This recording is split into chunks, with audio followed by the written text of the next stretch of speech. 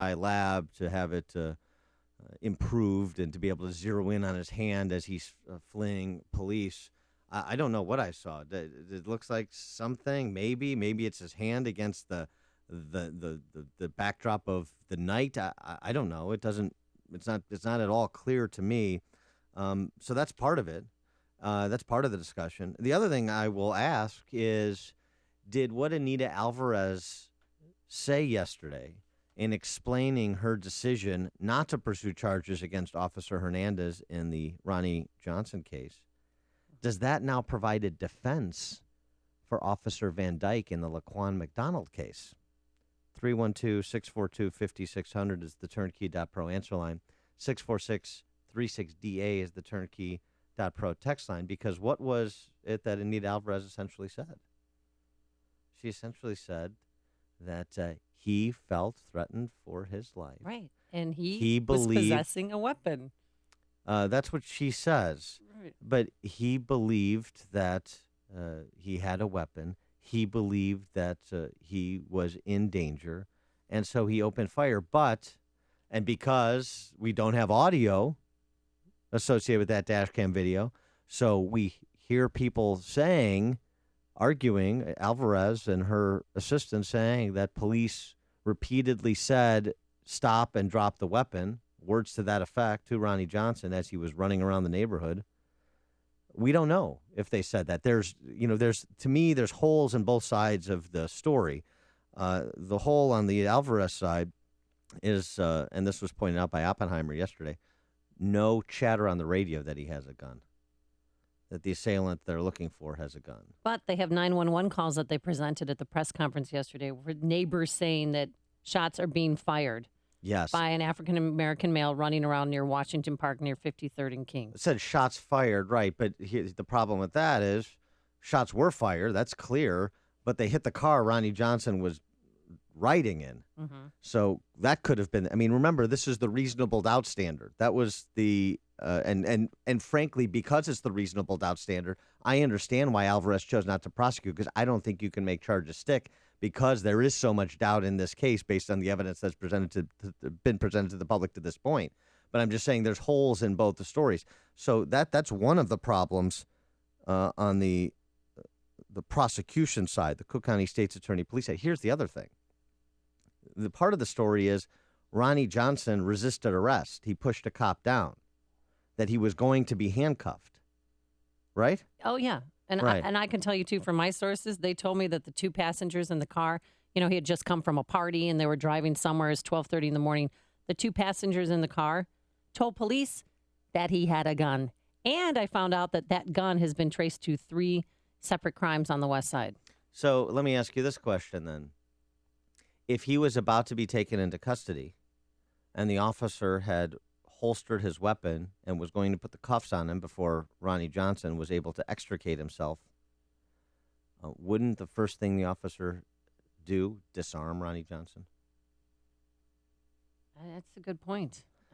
So again, I'm just raising questions because the story doesn't, on either side of it doesn't quite completely hold up for me. Now, on the flip side, on the Ronnie Johnson side, and we'll put this to Oppenheimer, bullets in the car that matched the gun that was found next to Ronnie Johnson's body. Mm-hmm. So if the argument by Oppenheimer that he has made is that the police planted that gun, did they go back and plant a couple of rounds in the car, too, that matched that gun? But if they did, the people and the passengers in the car would have seen that.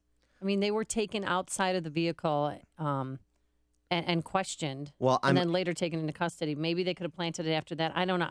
I'm not buying the story, Ronnie Johnson's story, because Anita also said that the dash cam video does not show the struggle that happened between police and him before before they shot him. Because this was going on for like 7 different minutes, and they were trying to find him, and 911 calls kept coming in, and she played those 911 calls.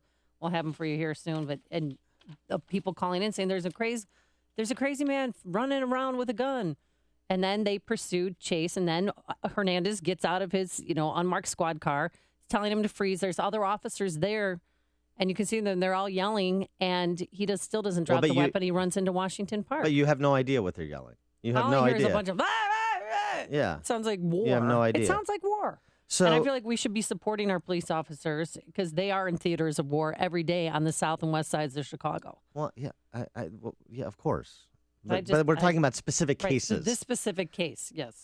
So that's that though. So the bullets in the car is a problem for the Ronnie Johnson position. Here's something else that I learned yesterday that doesn't square with what Oppenheimer has told us to this point, which is, remember what he said? He said the back window of the car Johnson is in gets shot out. Mm-hmm. He's afraid. Everybody exits the car, but his two other passengers in that car, they stay around. Ronnie Johnson sprints away because he's afraid. Here's the problem. According to what was disclosed yesterday, after the back window is shot out, the car circles back in the same neighborhood, ostensibly looking for whoever shot out their back window, perhaps to retaliate. Yes, revenge. And you don't retaliate in that situation with your fists. So did you have something with which you could retaliate? And if you're scared, you're not circling back to find out who was shooting at you. So that's a problem for the Ronnie Johnson side. But going back to my original question about Van Dyke, and does this decision by Alvarez provide Van Dyke a defense? One of the similarities in the two cases, a lot of officers at the scene. You have a suspect fleeing. One officer opens fire. Because that's all you need is one to open fire. That's not the issue. The issue is only one opens fire, and Anita Alvarez says justified shooting. One of the arguments that we've discussed in the Laquan McDonald case with Officer Van Dyke is you feared for your life, yet all the officers with you in close proximity to you did not fear for their life such that they opened fire. You were the only one who did. Well, we have a parallel situation in the Ronnie Johnson case, don't we? Yeah, and these incidents, too, just by chance happened days apart from each other. We were talking about the 911 calls that came in. And dispatcher, I just want to play a little bit for you, the dash cam video, where you can hear a little bit, but listen carefully. All right, male black running southbound on King Bay, sweatshirt, black pants. Unit, you got the air. This is the fourth time in about 45 minutes that they're shooting out in front. Okay, how many shots did you hear? Right now, this is 4 or 5. I mean, so they're... What does that tell you? Doesn't tell you much about Ronnie Johnson. It tells you about the landscape. Situation. Yeah, it tells you about the situation. It doesn't provide detail. Mike on the west side, you're on Chicago's Morning Answer. Hi, Dan. I was just calling to let you know, a lot of times you put the handcuffs on the guy before you search them. Oh. If you're grabbing a guy, you want the handcuffs on right away because it's easier to control him while you're conducting a search, especially if they have things in their waistband, in their front, obviously, if a guy has something that he's trying to keep hidden, the minute you go to put the handcuffs on him, he's going to try to break free and then take off. Okay. You wouldn't have come across that because you don't search them first generally when the whole situation involves gunfire. You want to get the handcuffs on, then you can take your time and search and look, in all the places that people try to hide guns. Hey, and you're a police officer? I've been a police officer for 26 years, yes. Well, that explains it. I mean, I'm just asking the question, and that helps to explain it because it just seems that there are questions that weren't answered by Alvarez. So, Mike, I appreciate that. Well, sounds like a plausible explanation to me in the issue of, Ronnie Johnson, and seems to me the key question of whether or not he had a weapon or didn't, in addition to resisting arrest and the other things. I'm not saying Johnson acted appropriately, even if he didn't have a weapon. But the issue that I mentioned yesterday, this is something that hadn't been raised prior to, that he was almost taken into custody, but he was able to escape. And the question of if he was almost taken into custody, was there an opportunity to disarm him? So that answers that question. But Johnson's mother stands by, her version of the police dash cam tape. If that had been anybody in her family, they got killed like that, that officer would have been charged with murder. But again, then you ask the question, and people always talk about this on the playground. Was he shot because he was black, Or was he shot because he defied police, he got into a fight with police, and he was resisting arrest? Because that's something that the Department of Justice, Loretta Lynch and her friends are going to be investigating. I was told yesterday that this federal probe by the Department of Justice, Dan, they're going to bring in people and they're going to do ride-alongs with Chicago police and detectives on the south and west side just to see what it's like. That'll be fun. There's nothing police like to do more than hang out with lawyers. They'll really enjoy that. Watch what you say on the mics, and don't use your cell phones, officers, when the DOJ's here. Now, again, Oppenheimer, who's the attorney for the family, says this has been a cover-up from the beginning, and he has not walked back anything that he said on this show or that he said publicly to this point. So it'll be interesting to see if he's changed his tune when we talk to him at 6:35. I doubt it. Hear about the big stories of the day, then talk about them right here on Chicago's Morning Answer on AM 560. The Answer. Some morning fog, light fog, then periods of sun, and it will be mild, a high of 48 degrees. Tonight, a chance of a passing shower, and tomorrow, Wednesday, clouds giving way to some sun. Still mild, a high of 50. Travel times, here's Jim Telemonte. Good morning, Amy. Good morning, Dan. In northwest Indiana, 8094 westbound is closed between Broadway and Chase due to a semi-fire, which has been extinguished. Traffic is forced off at Broadway and can re-enter at Burr. The Indiana Toll Road is fine as an alternate. Eastbound 8094 is open and all clear. There was a fire on the south side, 112th just east of State. Crews are still in that area.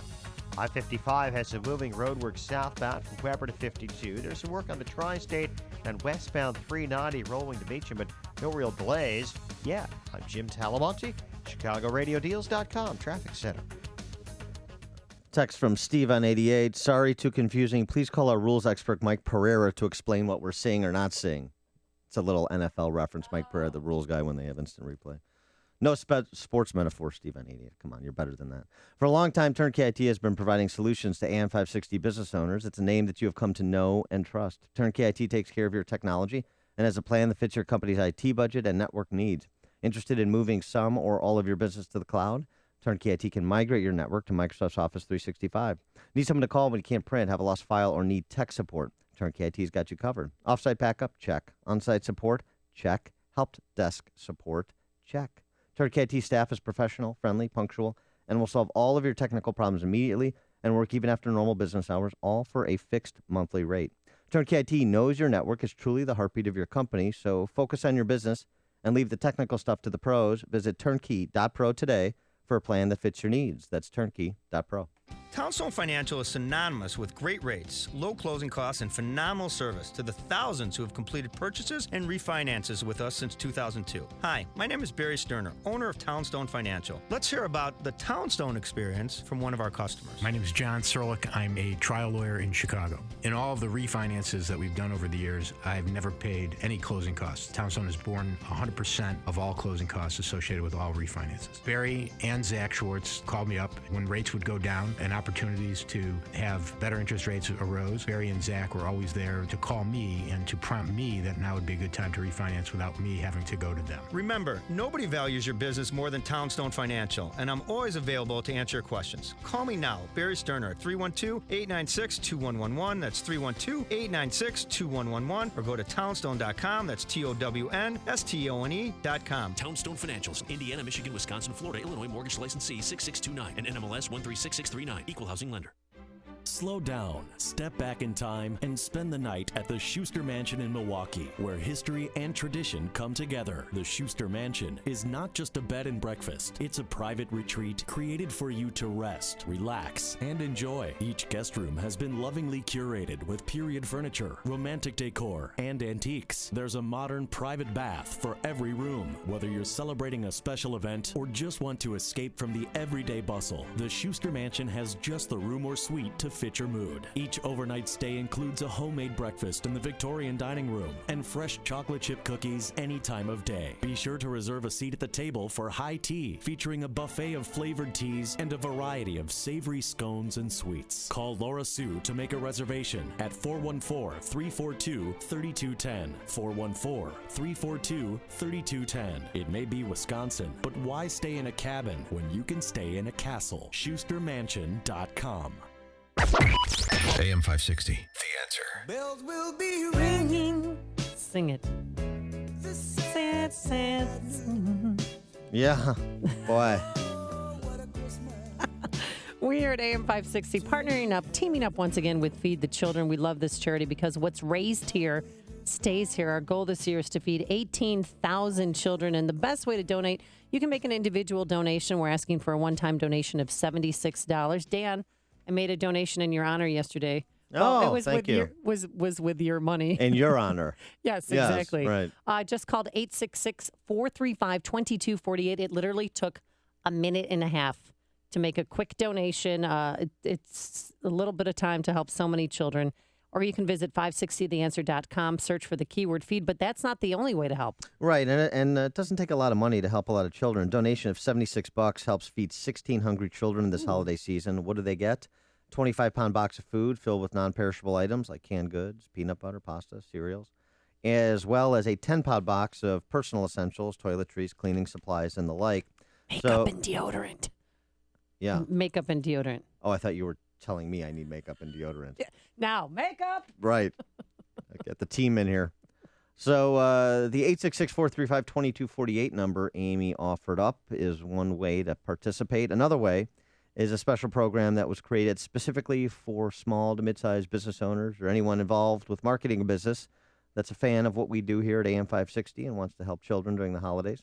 This is our Business Benefactor Program. With this program, any business that makes a $2,500 tax-deductible donation to Feed the Children will receive 40 60-second commercials that run Monday through Friday, 5 a.m. to 8 p.m.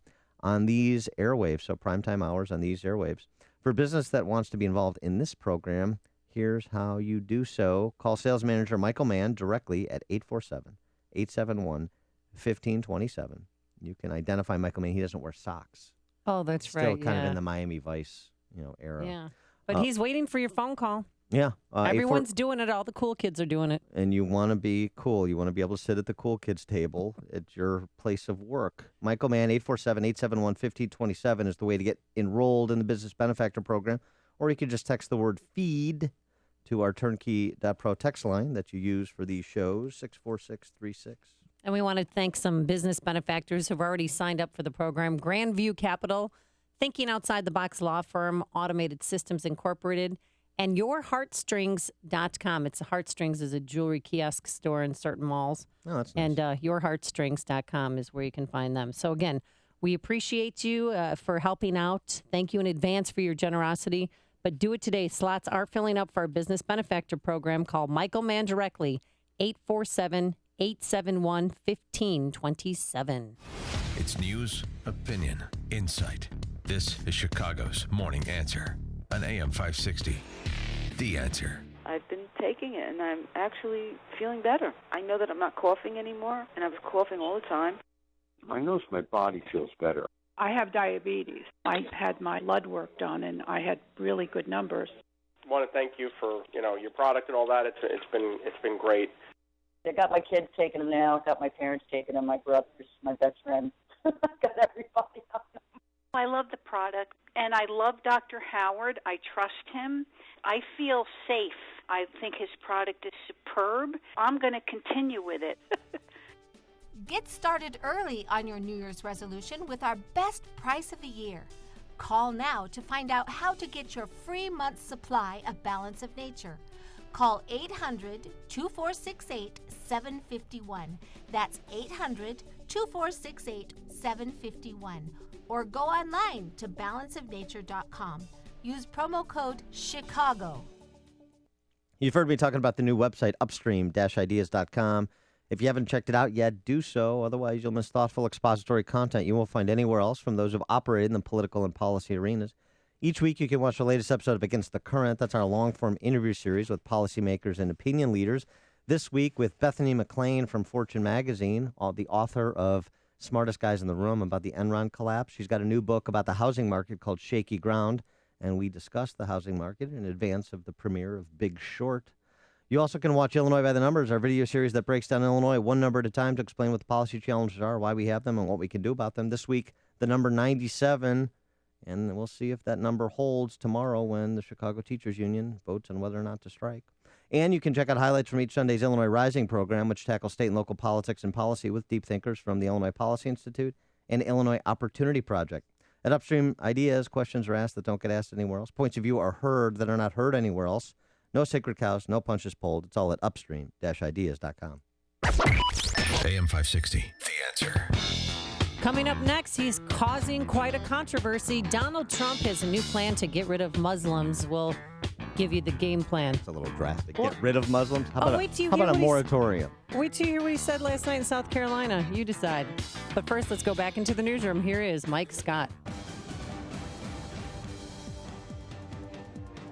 Amy and Dan, good morning. Good morning, everyone. 39 degrees. Donald Trump stirring the pot presidentially in the GOP primary race, calling for a total and complete shutdown, his word, of Muslims entering the United States. Donald J. Trump is calling for a total and complete shutdown of Muslims entering the United States until our country's representatives can figure out what the hell is going on. Other GOP candidates, as well as some state Republican leaders, are condemning that proposal. Leading the way, Carly Fiorina, who calls Trump's decision to call for a ban a dangerous overreaction. Mr. Trump also said that if we have Muslim American citizens traveling back from vacation, that he will not let them come back into the country.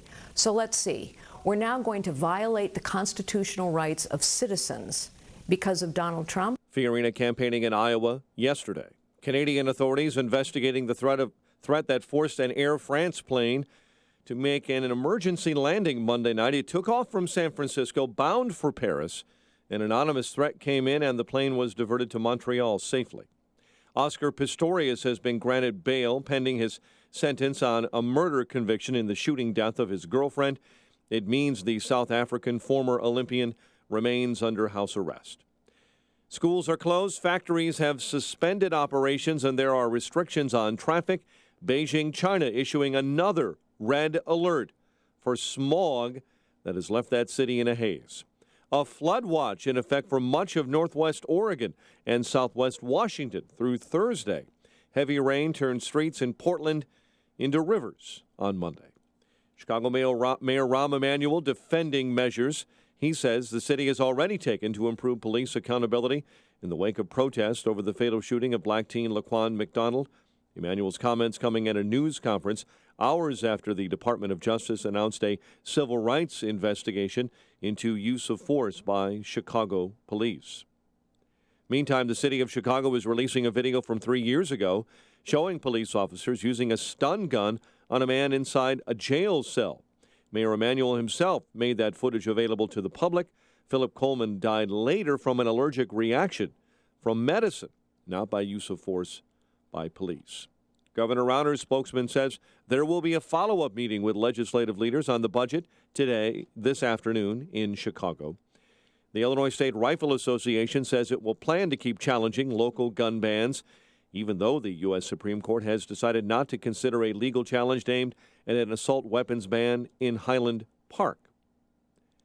Chicago sports, Phoenix over the Bulls, 103-101. The news, a service of understood.org and the Ad Council, because understanding is everything. Check of traffic and weather is on the way next on AM 560. When all is said and done and the Obama administration rides off into the sunset, what one overwhelming theme will be the lasting impression? Here's one: asleep at the switch. While ISIS was making a rampage across the Middle East, we did nothing. While a Syrian dictator was killing 300,000 of his own people, we did nothing. When thousands of those same refugees came pouring across the border, we did nothing. Unfortunately, we were and still are asleep at the switch. So keep it here to learn what we can do about that. AM 560.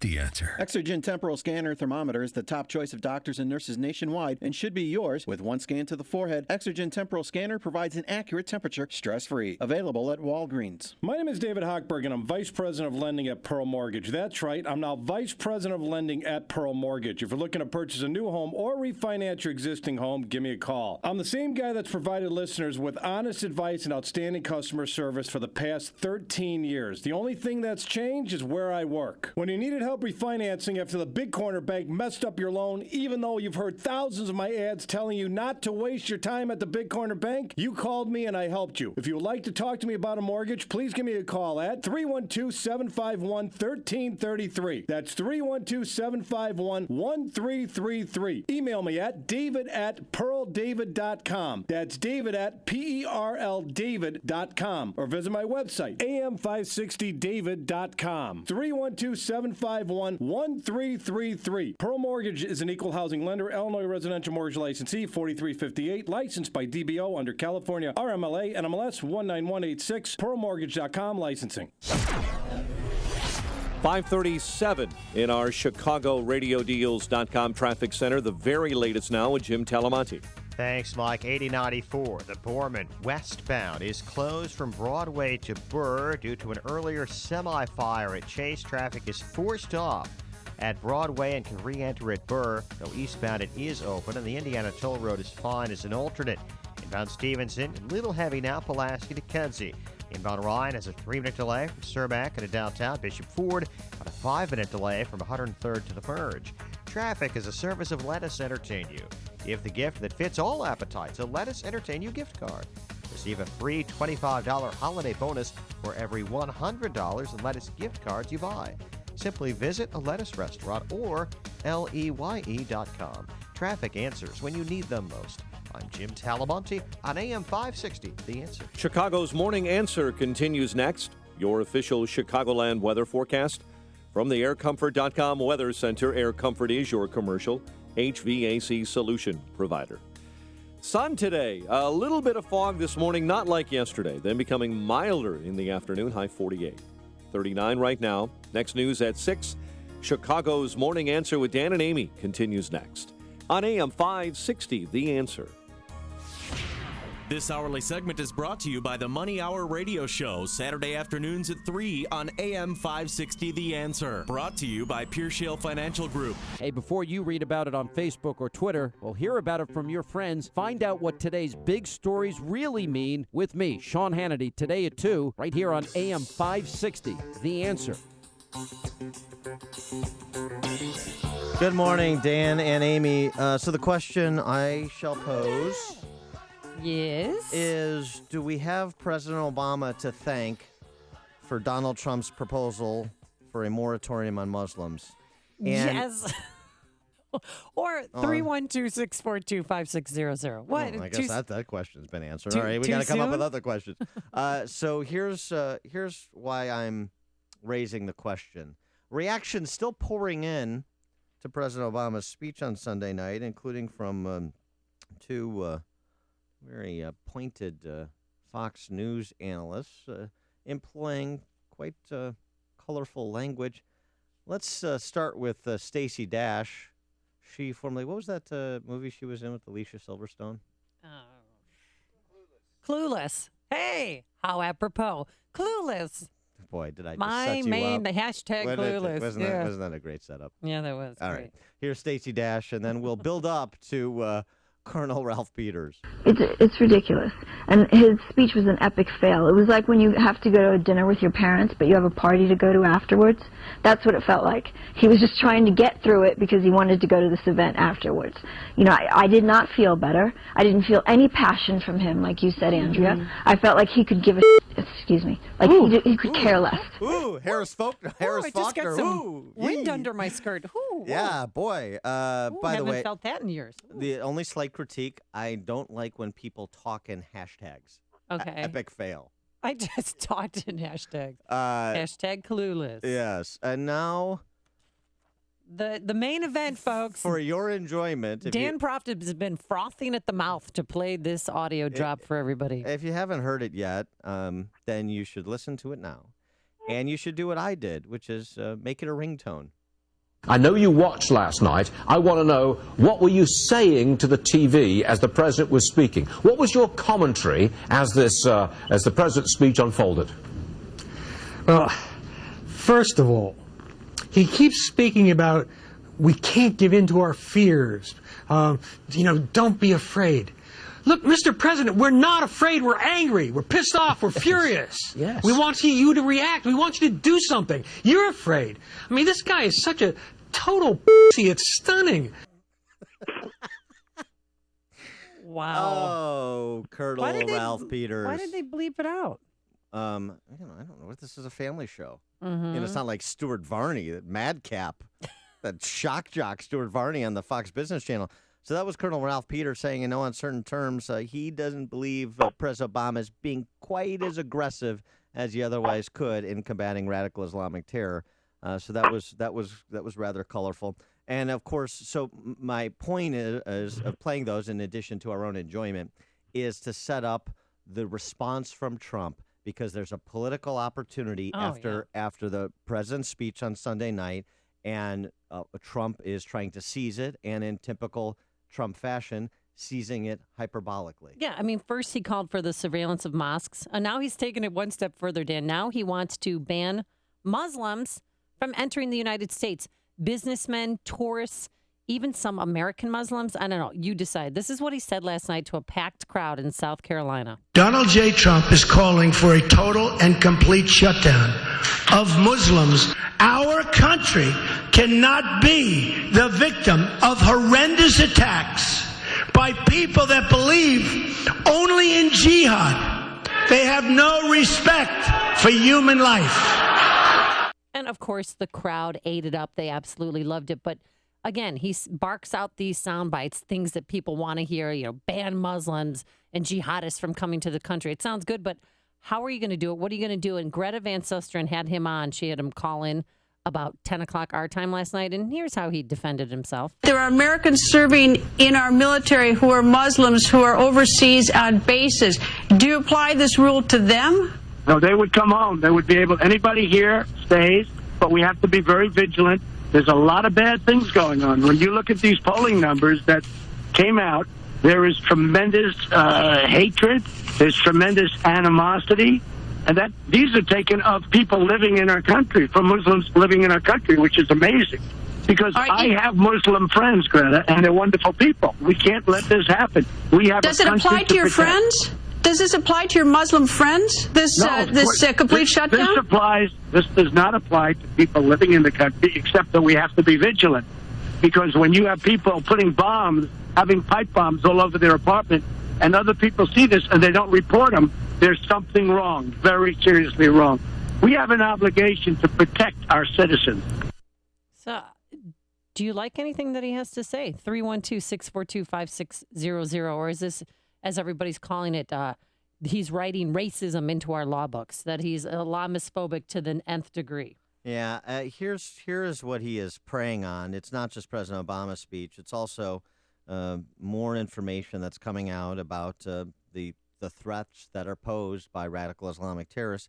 Listen to Representative Mike McCall, who happens to be chairman of the House Homeland Security Committee, talking about what we suspected and what ISIS said it would do. Believe bad guys when they tell you what they're intent on doing. They usually are intent on doing it. That radical Islamists have targeted the refugee program to enter the U.S. Mike McCall. We were briefed earlier this week by the intelligence community, and I don't want to get into specifics to protect my sources, but by the intelligence community that, in fact, Syrians, ISIS members in Syria have attempted to exploit it to get into the United States. That was very courageous for them to come forward with this. So this is there's legitimate fear. Is Trump fanning the flames of fear? Perhaps a little bit. Oh, he's brilliant. Do I support the call for moratorium on Muslims entering this country? No, I do not. That is not the standard. I think there's constitutional problems with what he is suggesting, even after he modulated it and said, Muslim Americans serving in our armed forces can return. Can return home. We'll give him an option to return home. But it's a little extreme, but is it needed at this point in time? Well, and politically, I think, he is going to inflame some, and he is going to engender others to hunker down and be, Trump or bust supporters. And, in this field, this crowded field, still very crowded, he's in a fairly strong position. Oh, yeah. And Jeb Bush, who's trying so hard to be relevant, he tweeted last night after this, Donald Trump is unhinged. That's all he said. Yeah. And Ted Cruz is attacking, of course, Donald Trump for this as well. Saying, no, we need to focus on radicalized Muslims, not loving moderate Muslims who are functioning members of our society. Well, I would say who don't want to hurt us. No. I would say Ted Cruz is the only candidate, the only competitor who didn't attack Trump. He differentiated from Trump, but he didn't go after Trump personally the way that last night Jeb Bush did. Yeah. Well, after this, I thought I heard Ted Cruz at 3 o'clock this morning responding to Donald Trump's moratorium on Muslims. Well, yeah, but saying that that's too extreme. But he's talking about the policy. Right. Jeb Bush is saying Donald Trump is unhinged. Uh-huh. It is a tactical mistake for Jeb Bush. Nothing new for Jeb Bush to make tactical mistakes. But it's also a tactical mistake for the Republican Party to go after Donald Trump personally in this way on this issue suggests, in the minds of many, including Trump supporters, which represent a plurality of the Republican primary electorate at this point, is to say I'm not serious about doing anything different than the president is doing. I'm not saying that's the position of other Republican candidates. I'm saying it's going to be perceived as making a choice in this very shrewd binary dichotomy that Donald Trump has presented. You're either with me to get serious about these challenges, or you're with President Obama and the appeasers. And the timing was perfect, not only coming after Obama's speech, but the picture that they released yesterday from Terminal 5 at O'Hare Airport of them coming to this country is just daunting. I mean, they look sinister. Let's go to Deborah in Palatine. You're on Chicago's Morning Answer. Good morning. Trump is over the top on a lot of the things that he says. I do think that he's onto something.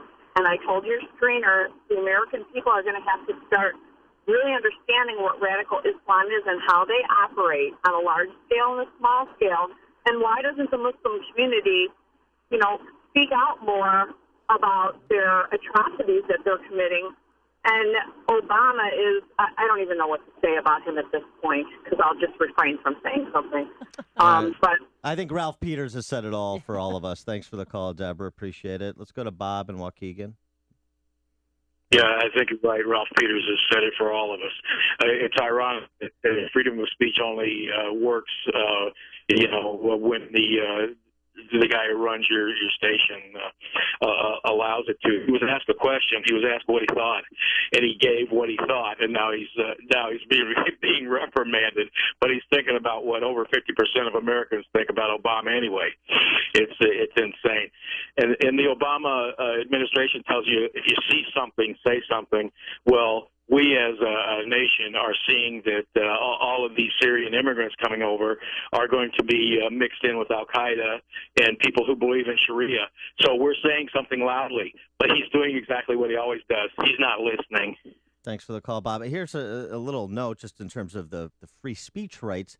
Loretta Lynch, she's our attorney general, you'll recall.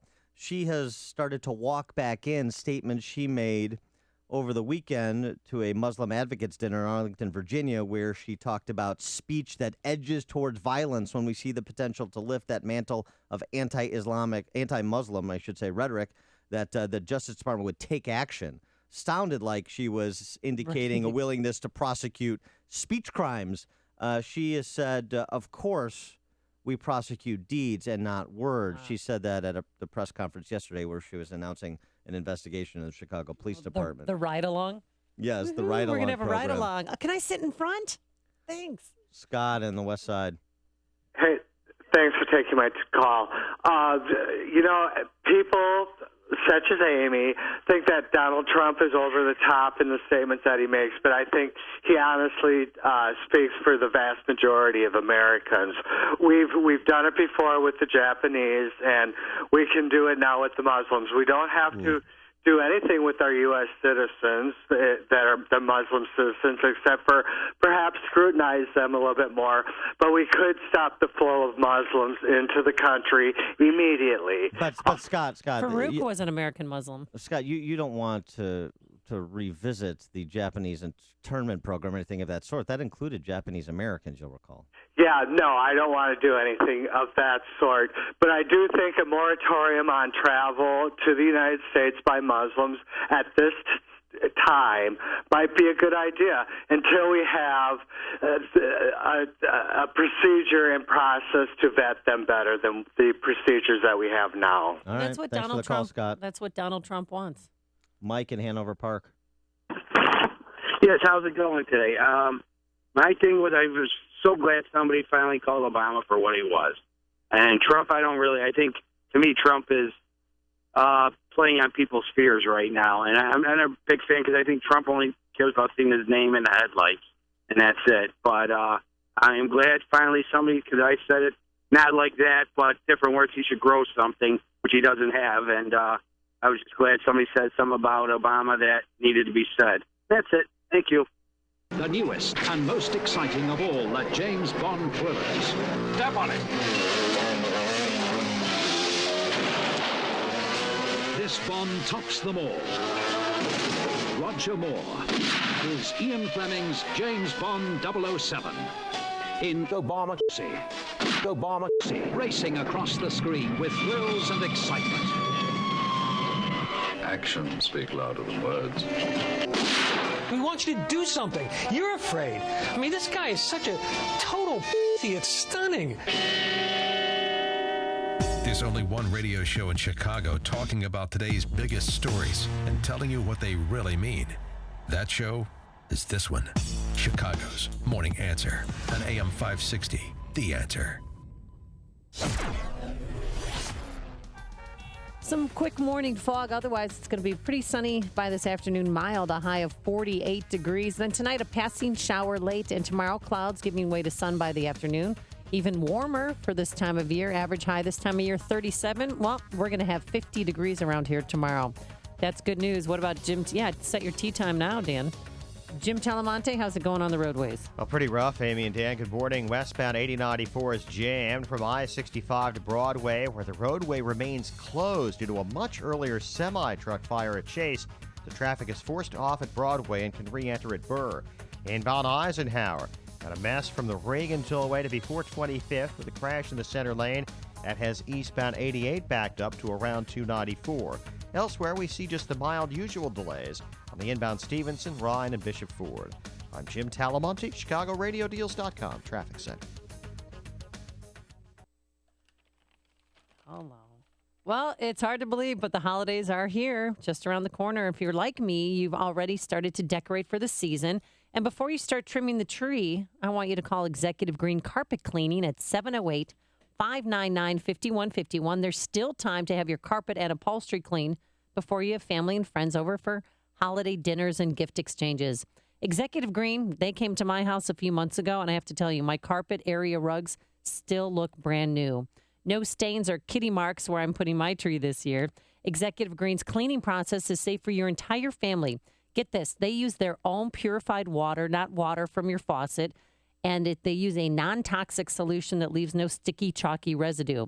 With their no-risk guarantee promise that if you're not 100% satisfied, guess what? You will not have to pay for your service. Make your home beautiful for the holidays. Don't buy new carpet. Just have it cleaned by Executive Green Carpet Cleaning. Call 708-599-5151. That's 708-599-5151 or online at executivegreencarpetcleaning.com. There are two kinds of pain. Pain that goes away and the worst kind, chronic pain. If you suffer from chronic pain, life is not complete and it can be miserable. Unfortunately, most people use narcotics that mask the pain. You need to find the source of the chronic pain and get relief. This is Dr. Ken Candido of Chicago Anesthesia Pain Specialists. We're serious players in the management of pain, and our team are national leaders, as well as being educators in the treatment of pain. We will work with you to diminish or eliminate your pain and help you get your life back. You know, there's a nationwide narcotics epidemic, and people are too quick to mask over chronic pain instead of looking for the cause and treating or eliminating the pain. Contact us. We will help you. Go to mypainchicago.com. Call and make an appointment with some of the best pain people in the nation, located here in Chicago. mypainchicago.com. You or someone you know suffers. End the suffering of chronic pain. mypainchicago.com. Let's make you pain-free. Holiday parties come in all shapes and sizes. Elegant plated dinners, festive cocktail hours, casual buffets, themed events, and more. Tasty Catering is already decked out with the holiday spirit, featuring a brand new holiday catering menu and a team of event planners who are eager to help you experience a successful party of any kind. So much more than amazing holiday catering, Tasty Catering has been helping companies plan their entire holiday parties from start to finish for decades. Tasty Catering is a Chicago holiday tradition. Your event can be exactly what you envisioned. All you need to do is visit tastycatering.com or call Tasty Catering at 847-593-2000 and tell them your event date. A planner will ask you about your holiday party goals and then help you reach them as simply and stress-free as possible. tastycatering.com. Start your holiday planning with a company that Chicago trusts. Tasty Catering, 847-593-2000. Tasty Catering is a Chicago holiday tradition. 847-593-2000. Fact, approximately 60% of all residential properties in Cook County are overassessed and paying way too much in property taxes. Here's the good news. If you live anywhere in Cook County, Chicago, or the burbs, now there's a way to find out in 60 seconds or less if you're one of the 60% that's overpaying. IAppealPropertyTax.com will give you your estimated savings without cost or obligation. If you decide to appeal your taxes, IAppealPropertyTax.com handles the entire process for a modest flat fee depending on your actual tax savings. IAppealPropertyTax.com has an 85% success rate once the appeal is filed. And if your appeal isn't successful, it costs you $0. So if you're a Cook County property owner and even suspect your taxes are too high, visit IAppealPropertyTax.com. That's IAppealPropertyTax.com. Do it now. You've got nothing to lose and potentially a lot to save. IAppealPropertyTax.com. AM 560, The Answer. Jingle bell, jingle bell. Listen up, if you're a small business owner or if you do the marketing for your company, we have a deal for you. We've teamed up with Feed the Children once again to help children in Chicago and the surrounding suburbs to be fed, to put food on the table this holiday season. But we also have this business benefactor, which is really an excellent deal. You make a one-time donation of $2,500. It's tax deductible. All of the money goes to Feed the Children. And as a way of saying thank you, we give you 40 60-second commercials that will run Monday through Friday right here on AM 560, The Answer. To be a part of that program, who do they call? They call Michael Mann, not Ghostbusters. His number, 847-871-1527. Michael Mann is our sales manager. Call him at 847-871-1527, and he'll get you signed up straight away in the Business Benefactor Program. You can also just text the word FEED to our Turnkey.Pro text line, 64636. And you'll be prompted to enroll as well. Very simple. And as Amy said, 40, 60-second commercials that run Monday to Friday, 5 a.m. to 8 p.m., prime broadcasting hours, as part of your, as a thanks, frankly, for your generosity. Spots are filling up quickly, so call Michael Mann right now, 847-871-1527. And we thank you so much in advance for your generosity.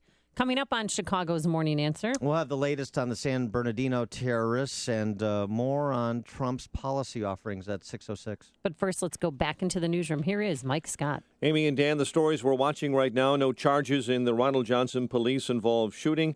An Aurora man killed, his daughter injured in a drag racing crash. Suns edge the Bulls at the buzzer. And we could see some sunshine this afternoon. WIND Chicago News Time, 6 o'clock. Fox News Radio, I'm Lisa Brady. The crowd at a South Carolina rally seemed to like it. No choice. We have no choice. But Donald Trump's latest proposal targeting Muslims has struck a nerve on both sides of the aisle. Fox News Radio's Rachel Sutherland, live in Washington. The Republican presidential frontrunner told supporters in Mount Pleasant, South Carolina, that there should be a total ban on Muslims entering the United States. Until we are able to determine and understand this problem and the dangerous threat it poses. Trump doubled down on his stance on the record with Greta Van Susteren. We have to be vigilant, and we have to take care of the Muslims that are living here, but we have to be vigilant. Saying he doesn't care about political correctness. Lisa. Rachel Trump's remarks roundly condemned by Democrats and Republicans as un-American. Jeb Bush calling him unhinged. The director of the Council on American Islamic Relations says it's reckless. This is exactly what ISIS wants from Americans, to turn against each other. The GOP chief in first primary state, New Hampshire, says Trump's plan is unconstitutional.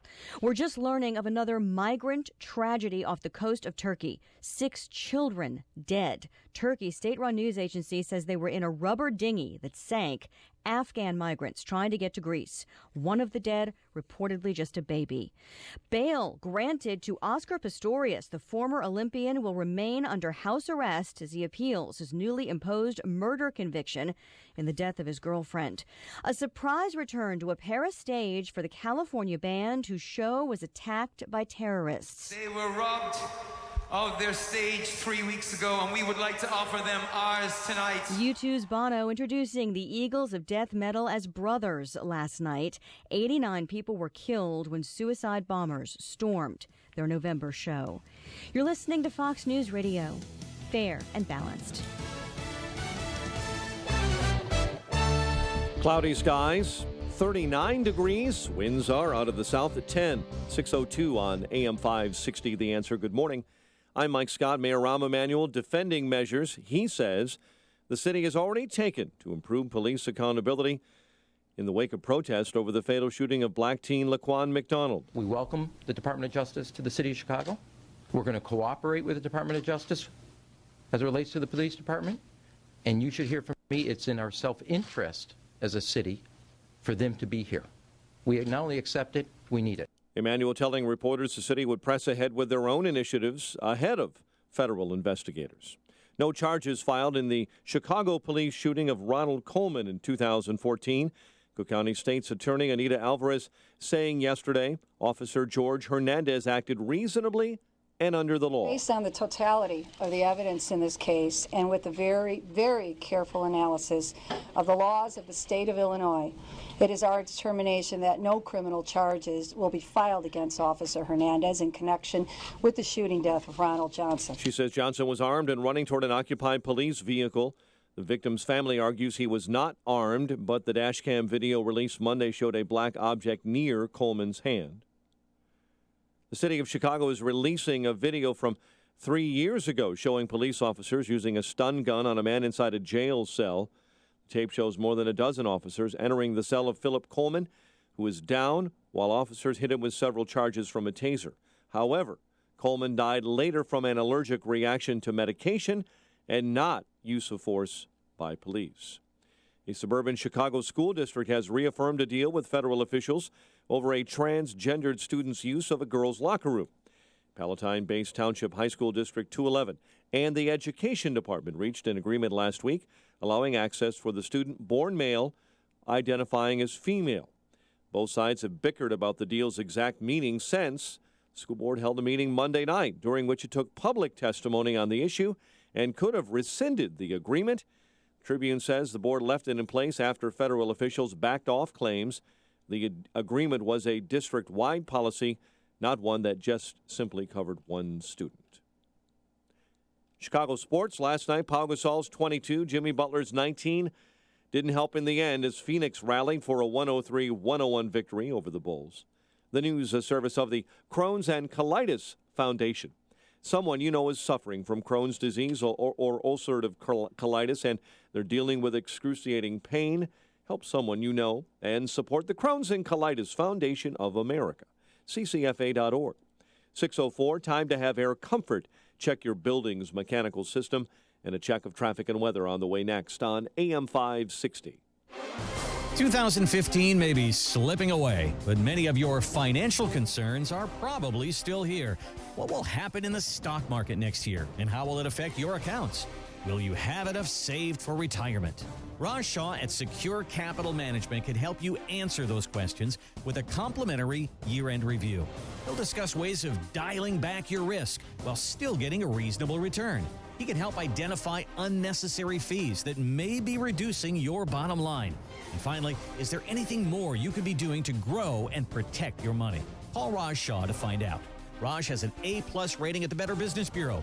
Call 800-211-1962 to schedule your complimentary year-end review. That's 800-211-1962. And don't forget to listen to Secure Retirement Radio with Raj Shah every Sunday morning at 7 a.m. By contacting us, you may be provided with information about insurance products, including annuities, licensed in Illinois.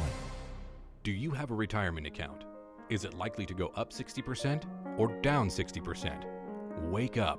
Low interest rates support the market, and it won't last forever. It's time to hedge with solid gold. You will regret not doing so in the next market crash. Do it right. Don't pay a setup and storage fee. Discover how. Call Goldworth. Request the IRA guide free. Call 800-257-GOLD. 800-257-GOLD. Visit goldworth.com.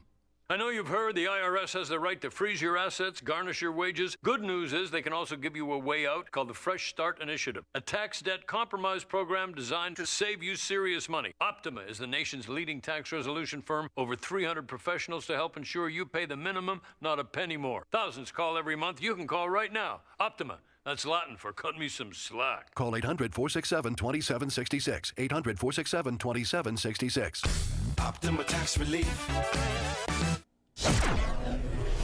6:07 in our Chicago RadioDeals.com traffic center. Let's get the very latest with Jim Talamonte. Big trouble spots, Northwest Indiana, westbound 8094. It is jammed from around Central Avenue to Broadway, where the interstate is closed due to a much earlier semi-fire at Chase. Traffic is forced off at Broadway and can re-enter at Burr. This has northbound I-65 bottled up from Ridge Road to 8094. There's the inbound Eisenhower before 25th crash in the center lane. Delays start around the Reagan Tollway, and on the Reagan Tollway, it's jammed from 83 onto the Eisenhower. Right now, it's about 45 minutes, Thorndale to downtown. Stevenson getting heavy, 42 minutes, 3:55 to Lakeshore Drive. Traffic, service of Compassion International. Ever thought of yourself as a hero? That's what you'll be for a child in poverty. Become a sponsor with Compassion International. Find out how at compassion.com/radio. Traffic answers when you need them most. I'm Jim Talamonte on AM 560, The Answer. Chicago's Morning Answer continues next. Your official Chicagoland weather forecast from the aircomfort.com Weather Center. Air Comfort, your commercial HVAC solution provider. Here's meteorologist Kevin Snyder. Areas of fog this morning. Otherwise, today it will be turning mild with intervals of clouds and sunshine with a high of 48. Mostly cloudy tonight with a passing late-night shower, low of 40. I'm Kevin Snyder on AM 560, The Answer. Currently 39 at O'Hare, 39 along the lakefront. Next news, 6:30. Chicago's Morning Answer with Dan and Amy continues next. On AM 560, The Answer. This hourly segment is brought to you by Autumn Leaves Memory Care Communities, now open in Glen Ellen. Take a virtual tour at autumnleaves.com. Good morning. Welcome to your Tuesday morning briefing. Here's what you need to know to start your day. No criminal charges will be filed against Officer Hernandez in connection with the shooting death of Ronald Johnson. If that had been anybody in her family that got killed like that, that officer would have been charged with murder. Donald J. Trump is calling for a total and complete shutdown of Muslims. Look, Mr. President, we're not afraid. We're angry. We're pissed off. We're furious. Yes. We want you to react. We want you to do something. You're afraid. I mean, this guy is such a total pussy. It's stunning. This is Chicago's Morning Answer with Dan Proft and Amy Jacobson on AM 560. The Answer.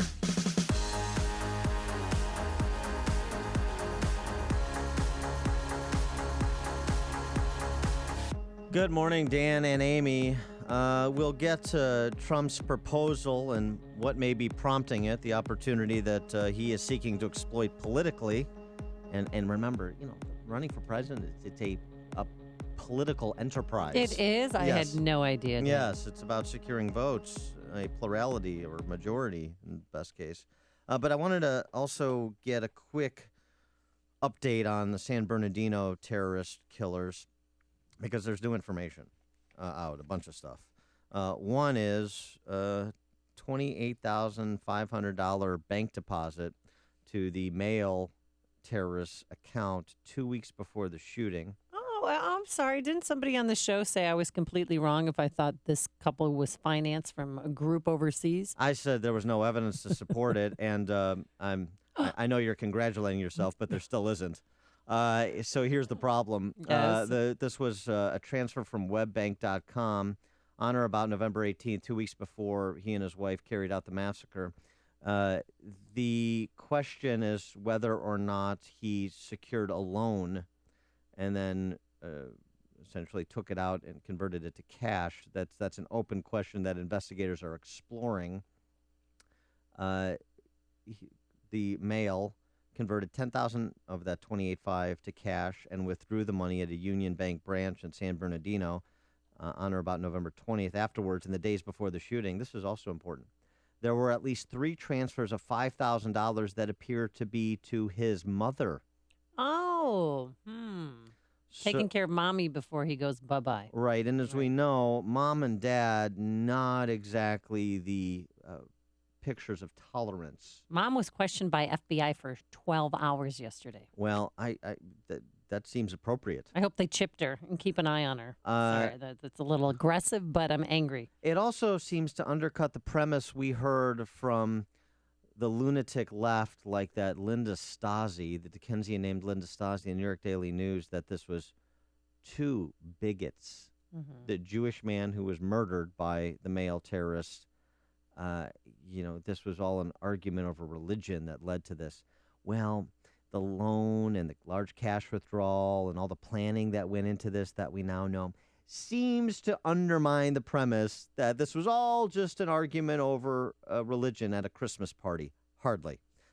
Because in addition to that, FBI now reporting, this is out of California, the FBI assistant director in charge of the LA field office, we have learned and believed that both subjects were radicalized and have been for quite some time. They were practicing at a target range days before the murder spree. Oh, yeah. And the owner of that Riverside gun range feels horrible this morning. He even helped him check his rifle because it was smoking. Farouk asked him, what's going on here? He said, it's probably because it's a new weapon. That's why it's smoking. And he said that he was a pretty good shot. I mean, he spent time there. And before he went there with his wife, days before the shooting, 2 weeks before the shooting, he went there with his buddies and was target practicing. And we also know from investigators that there were bombs left at that social service facility by the couple that were set to go off when first responders arrived. It is unclear why the bombs did not detonate. It could have been water from the sprinklers or a malfunction with remote control devices. They don't know yet, but they know that this was carefully planned, that the bombs were placed there to inflict more carnage than they did by firing their AR-15s and the like. So, again, well thought out, in advance, planned. Mom and dad had to have known about it, don't you think? Well, mom's getting cash. I don't know what that was for. Babysitting fees, perhaps? I think that deserves additional exploration. So that's what we know. Oh, by the way, that British jihadist. Yeah, I heard that. Oh, gosh. This the guy who tried to behead a passenger at the London train station over the weekend. He had material about the San Bernardino shooting and ISIS-related flags and images on his phone. And again, as you may have heard, when he attacked the British citizen in that train station, he shouted, "This is for Syria, my Muslim brothers." Yeah, he also had pictures of the Paris attack, too. I mean, it sounds like a crazy nut job, obviously. But back to... As compared to the well-adjusted terrorists. Exactly. Yeah. No, but... and then also, too, which is worth mentioning, Enrique Marquez, Farouk's childhood friend who he lived next door to, who apparently purchased the 2 semi-automatic assault rifles. He's still in... He checked himself right after the shooting. Within minutes, he left and he checked himself into a mental institution. Probably to protect his freedom as a citizen, so to speak, at this point, because that would technically would constitute a straw purchase, which is illegal. Mm-hmm. So that I'm sure that's part of the investigation as well. I'm sure they're not done with Mr. Marquez. No, they're waiting for him to Now they're waiting to interview him. Now, as it relates to Donald Trump responding to all this, he's responded, Dan. Whew. But here's what he's responding to. He's responding to what the president said on Sunday night. But he's also responding to what he sees happening around the globe, not just here. For example, in France, the French anti-immigrant National Front Party made huge gains in the first round of regional elections in France on Sunday, the first elections held in France since the terrorist attacks. Exit polls show the National Front ahead in at least 6 of the 13 regions in France, and the party Marine Le Pen now looks on course to take control of at least one French region for the first time in history. National Front, 31% of the vote. In Norway. Love what they're doing in Norway. Paying asylum seekers to return home. They're cutting them checks. Here you go. You can leave now. A couple with 2 children can receive upwards of 80,000 kroner, which is, do you know the kroner to dollar ratio? I think like the $50,000. That's a lot of money. That's not $50,000. It's about 6,200 pounds, which is about $9,000. Okay, well then why did you ask? Because I wanted to see if you're Scandinavian. I want to see if you could do math, the kroner to dollar. You know I don't do numbers on days that end in Y. Come on, Dan. Of course. So All right, so about $9,000. They can receive about $9,500 in addition to having their flights paid for. Well, that's huge there. Now it's $50,000. Yeah, that is an a expensive family flight. Of 4, first class. Yes, that's right. Norway representative, the head of the country's immigration department's return unit. That's what it's called. That sounds like a Trump thing. Right. It's coming your way soon. She said, for a long time, Norway has not been able to forcibly return people to Somalia, but now that we can, I think that more Somalis with an obligation to leave will opt for assisted return. Huh. So there's that, and then... Don't tell Donald Trump that. I'm telling you, he's going to have a return team. Well, I'm just saying, fired up and ready to go. Europe, which kind of gave over, all of these European countries essentially gave over their country in some material way. I mean, this book that was written almost 2 decades ago by Bat Yor called Eurabia. This has been happening in Europe for a long time because of their kind of lobotomized, multicultural view. I don't mean that in terms of pluralist and diversity. I mean allowing your culture to be subsumed by those who mean to do you harm. And now they're in full reverse. And on the domestic front, what is Trump responding to? He's responding to stories like this, where President Obama is talking about the no-fly list and guns, banning guns, gun ownership for people. Don't discriminate against Muslims. We need to be nice to moderate Muslims. So we know over the summer, when they did this security test, that TSA had a 95% fail rate. 95% of those who attempted to bring restricted items past airport security as part of a test of TSA security succeeded. So that's a problem. And in addition to that, speaking of terrorist watch lists, Mr. President, this report out yesterday, this is in the Free Beacon, but it's a Democrat congressman, Representative Stephen Lynch from Massachusetts, disclosed that a congressional investigation recently found that at least 72 individuals working at the Department of Homeland Security were on the terrorist watch list. Oh, there you go. So you can understand if people are a bit exasperated, a bit frustrated, a bit sick and tired of being chastised by the cry-bully in chief while the federal government can't get its act together to provide for this nation's security domestically or internationally. And you see other countries, even if they have made catastrophic mistakes in the past, trying to kind of reestablish their sovereignty. Mm-hmm. And Donald Trump last night offering, his new idea to ban all Muslims from coming to this country. Donald J. Trump is calling for a total and complete shutdown of Muslims. Our country cannot be the victim of horrendous attacks by people that believe only in jihad. They have no respect for human life. The crowd loved it. I mean, he's playing into the fears of Americans, and that's going to help him win the nomination. Let's take some of your calls. Go to Art and Skokie. You're on Chicago's Morning Answer. Thanks for taking my call. Enjoy your show. Thank you. And, like so-called moderate rebels in Syria, which we were supporting.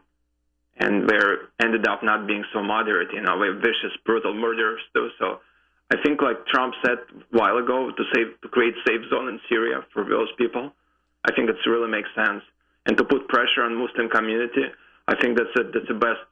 There's not much answer, to stop the terrorism, but to stop it, at least for a while, immigration from those countries, Islamic countries. Thanks for the call, Art. Appreciate it. Jeff in Mundelein. Yeah, morning. I was wondering, and we'll probably never find out, but if they were on their way to a second target after they left their house, they sent those bombs up, brought the police in, pulled the bombs, and I don't know why they wouldn't go back to the house unless to get more ordnance, and then move to their next soft target. Yeah, it's a good question, Jeff. They're looking into that because they did have 12 pipe bombs, and they did go back to their house. Yeah, and they stayed there for a while. Don't know the answer to that, but certainly it's part of what I assume is a wide-ranging investigation. By the way, and one good thing the president did with his speech on Sunday night is he has buoyed the stock prices for gun manufacturers. Oh, yeah. Smith & Wesson closed almost 8% higher. Sturm & Ruger up 6%.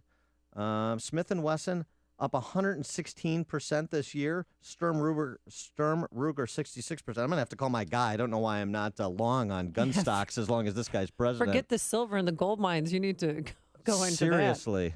Peggy on the north side. Yeah, I wanted to tell you that I had been listening to the programs this morning, and people that are calling in are so pro-Trump it isn't funny. And one guy said, "Are you voting for Trump?" He said, "I'm not necessarily voting for the guy. I'm just saying he's right on this issue." And I can see why, because remember in California when they got into the garage and that woman was saying, they're delivering all these packages and all these guys are coming in, and the guy said, "Oh, they're construction workers." Well, they never caught the, quote, construction workers, which means we got a bunch of terrorists running around who can make IUDs and pipe bombs and God knows what else, and they haven't caught them yet. Yeah, and they're saying, why are the American people a bit concerned about this? Well, wouldn't you? Thanks for the call, Peggy. Appreciate it. Candace and DuPage. Well, the reason why I don't think they should be allowed into the country is different than what Trump thinks. It's because we were built on Judeo-Christian values, and if you put a bunch of people in the country who don't believe in that and believe in Sharia, then that is a problem. It does change the landscape. And the second thing I want to say is that yesterday, I don't know if you heard it, Dan, but Prager got really upset when somebody called up. Because, I think he was talking about Trump and his speech about Muslims, and basically what he said is, if the conservatives don't get it, that it's the leftist ideology that is ruining the nation, basically, then we're never going to win. And I agree with them on that. Thanks for the call, Candace. You're listening to Chicago's Morning Answer with Dan Proft and Amy Jacobson on AM 560. The Answer. An IED or an IUD? Okay. IUD is not as much of a problem. No, it's not, but don't step on it. Anywho, periods of sun after we get through this morning fog, mild high of 48 degrees. Then tonight, a passing shower. And for Wednesday, clouds giving way to some sun and mild, a high of 50. Let's get the travel times. Here's Jim Telemonte. Wish we had some sunshine here, Amy and Dan, but not really. Inbound Eisenhower, just a mess. There's a crash before 25th Avenue. The center lane is blocked. It has been for a while now. This is because a car fell off a car carrier and hit another vehicle. Police and IDOT are responding there. But it's 51 minutes, Thorndale to downtown, 33 from Manheim, outbound 33 to Thorndale. And this has the eastbound Reagan Tollway jammed from 83 to 290. And there's 8094 westbound. It's a mess from Central Avenue to Broadway, where the interstate remains shut down between Broadway and Burr after an overnight semi-fire. Traffic can re-enter at Burr. And this has northbound I-65 bottled up from Ridge Road to 8094. To Stevenson, 43 minutes, 355 to Lakeshore Drive. To Ryan, 25 minutes, 95th to downtown. And northbound Lakeshore Drive now is jamming up Chicago Avenue to Michigan Avenue with a crash there in the two left lanes. Jim Talamonte, ChicagoRadioDeals.com, Traffic Center. Hey guys, do you want to outdo yourself this Christmas? Well, surprise her with a gift designed especially for fans of Downton Abbey. I'm talking about the all-new Downton Abbey PJs, available exclusively at Pajamagram. Have you heard my Maggie Smith impersonation? Oh, please, go. Weekend? What's a weekend? Thank you very much.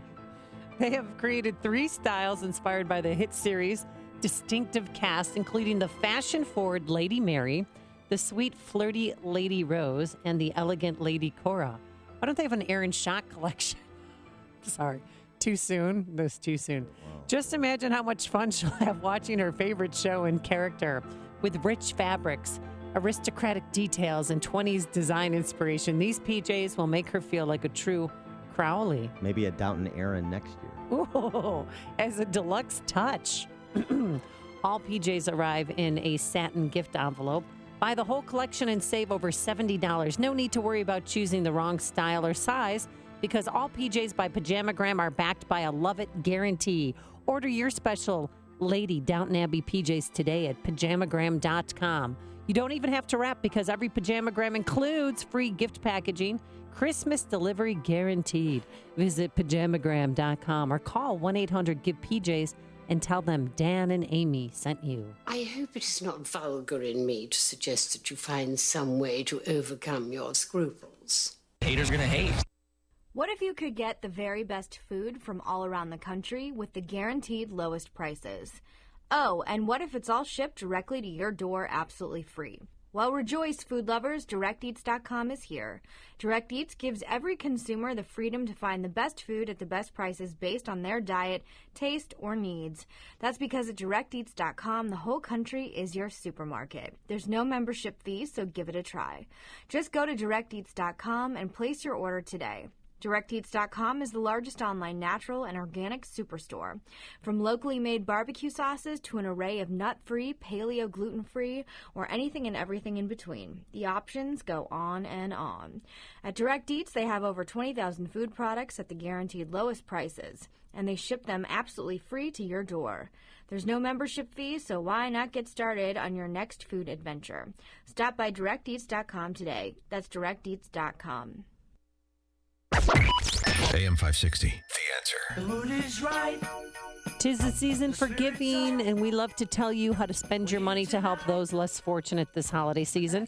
We've teamed up with Feed the Children again, our 7th year, Dan, can you believe it?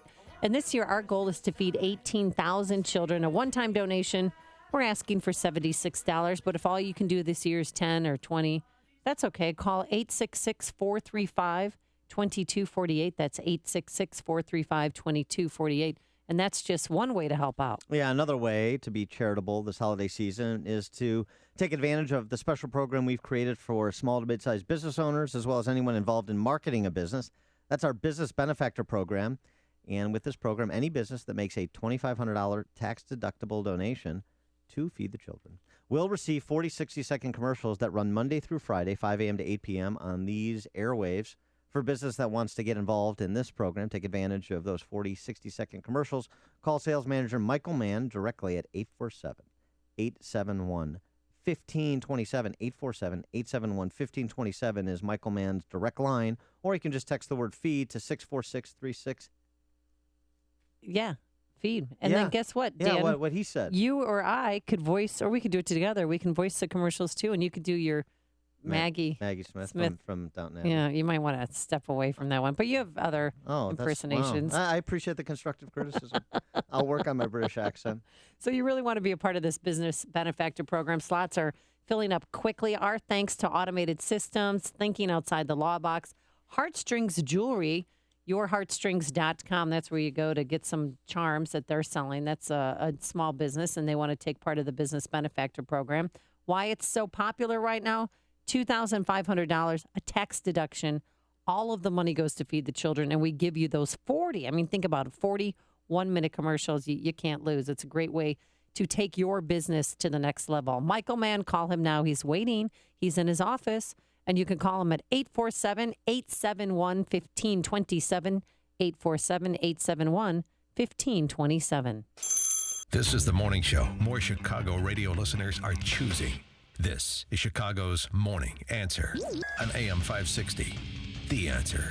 Lately, it seems you're not feeling quite right, as if your body is working against you. Dr. Amy and Associates can help create a path to achieve optimal health. Experience personalized health care for your mind, body, and spirit at a practice that blends holistic and traditional medicine. Hi, I'm Dr. Amy Harris-Nuon. I'm Dr. Amy and Associates. We take a team approach to your care. As an integrative and holistic healthcare practice, we look at the whole person, body, mind, and spirit. We've got a wonderfully talented team of providers, family medicine, chiropractic, traditional Chinese medicine, acupuncture, counselors, psychiatrists that's centered on your health and your wellness. We'll blend the best of Western medicine with the best of Eastern medicine. There's a time and a place for all forms of healing, and that's what we specialize in. Call Dr. Amy and Associates to experience a whole person integrative approach to health and wellness. 630-980-1400 or visit dramyandassociates.com. Dr. Amy and Associates, empowering people, changing lives.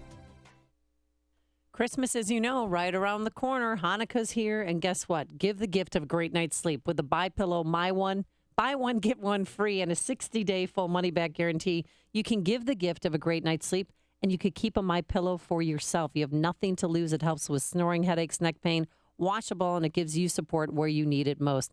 That's why it's the official pillow of the National Sleep Foundation. For the MyPillow buy one, get one free offer and 60-day money-back guarantee, simply visit MyPillow.com. Type Amy in the promo code. Do it now. This offer is for a limited time. 800-489-0201 or online at MyPillow.com. Promo code Amy. That number again, 800-489-0201. Coming up on Chicago's Morning Answer. We're talking to Michael Oppenheimer at 636. He's the attorney for the mother of Ronald Johnson. We'll get his reaction to Enid Alvarez's decision to not file charges against the Chicago police officer in that case. First, let's go back into the newsroom. Here's Mike Scott. Amy and Dan, 39. We are following breaking details in a story out of Ankara, Turkey, where 6 migrant children are reportedly have drowned in a boat that sank off the Turkish coast, according to that country's state-run news agency. Fire officials say a dozen have been injured in a bus wreck, a bus slamming into another vehicle this morning in a building just east of Atlanta. The accident happening just before dawn this morning. And overnight, Catholic University of America warning students to shelter in place for several hours after a report with a man carrying a weapon on campus in the nation's capital. Officials hours later gave the all clear. Politics and religion and an uncomfortable mix at one of Donald Trump's campaign events. Fox News' Rachel Sutherland with the recap from Washington. The Republican presidential frontrunner told supporters in Mount Pleasant, South Carolina, that there should be a total ban on Muslims entering the United States. Until we are able to determine and understand this problem and the dangerous threat it poses. Trump doubled down on his stance on the record with Greta Van Susteren. We have to be vigilant, and we have to take care of the Muslims that are living here, but we have to be vigilant. Saying he doesn't care about political correctness. In Washington, Rachel Sutherland, Fox News. A massive spending bill being worked on by Congress this week is the battleground over mandatory labeling of genetically modified foods. Food companies say it's safe. Passengers on board an Air France flight from San Francisco to Paris will be getting to France nearly 12 hours later than expected because of an apparent bomb threat. Air France says that flight was diverted to Montreal and landed safely.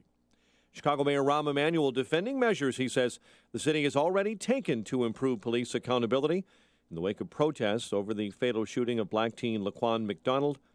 Emanuel's comments came in a news conference hours after the Department of Justice announced a civil rights investigation into the use of force by Chicago police.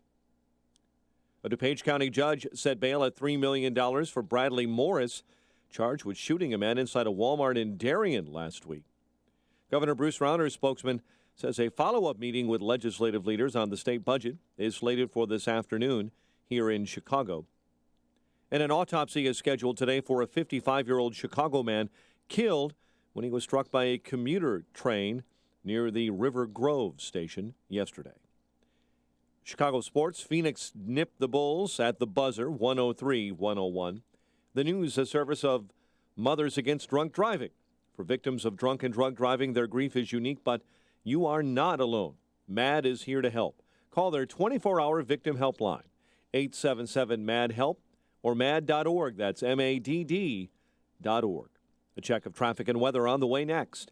on AM 560. There's nothing better than turning up the music of Old Blue Eyes and letting the hits of one of the best crooners in history bounce off the walls. And Austin's Fuel Room in Libertyville is going to host the party. Sunday, December 20th, get to Austin's Fuel Room in Libertyville for the Ron Hawking Christmas Show and celebrate Frank's 100th birthday. See this amazing singer and impressionist while you swing through musical highlights of a man once dubbed the most popular entertainer of the 20th century. And if that isn't enough, Rat Pack flashbacks will accent this amazing festivity.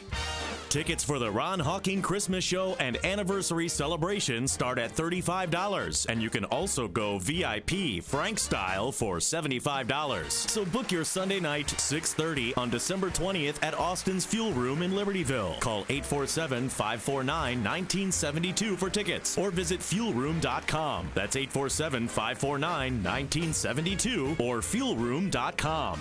I just took Balance of Nature for the first time. You guys are awesome. God bless you. I have CIDP. It's helped me with my balance. It's helped clear up my skin condition. I honestly did notice a difference. That's why I reordered it. I feel good. I really just feel good. Everything has changed. I just feel so much better. There's absolutely no doubt in my mind that this product works. It's helped me as far as my overall health. I even recommended it to my mother, and she's been taking it, and she's 89 years old. Get started early on your New Year's resolution with our best price of the year. Call now to find out how to get your free month's supply of Balance of Nature. Call 800-2468-751. That's 800-2468-751. Or go online to balanceofnature.com. Use promo code CHICAGO. Exergen Temporal Scanner Thermometer is a must-have for all busy parents. With just one scan to the forehead, Exergen Temporal Scanner Thermometer takes your child's temperature quickly and accurately. Available at Walgreens. I know you've heard the IRS has the right to freeze your assets, garnish your wages. Good news is they can also give you a way out called the Fresh Start Initiative, a tax debt compromise program designed to save you serious money. Optima is the nation's leading tax resolution firm. Over 300 professionals to help ensure you pay the minimum, not a penny more. Thousands call every month. You can call right now. Optima. That's Latin for cut me some slack. Call 800-936-9033. 800-936-9033. Optima Tax Relief.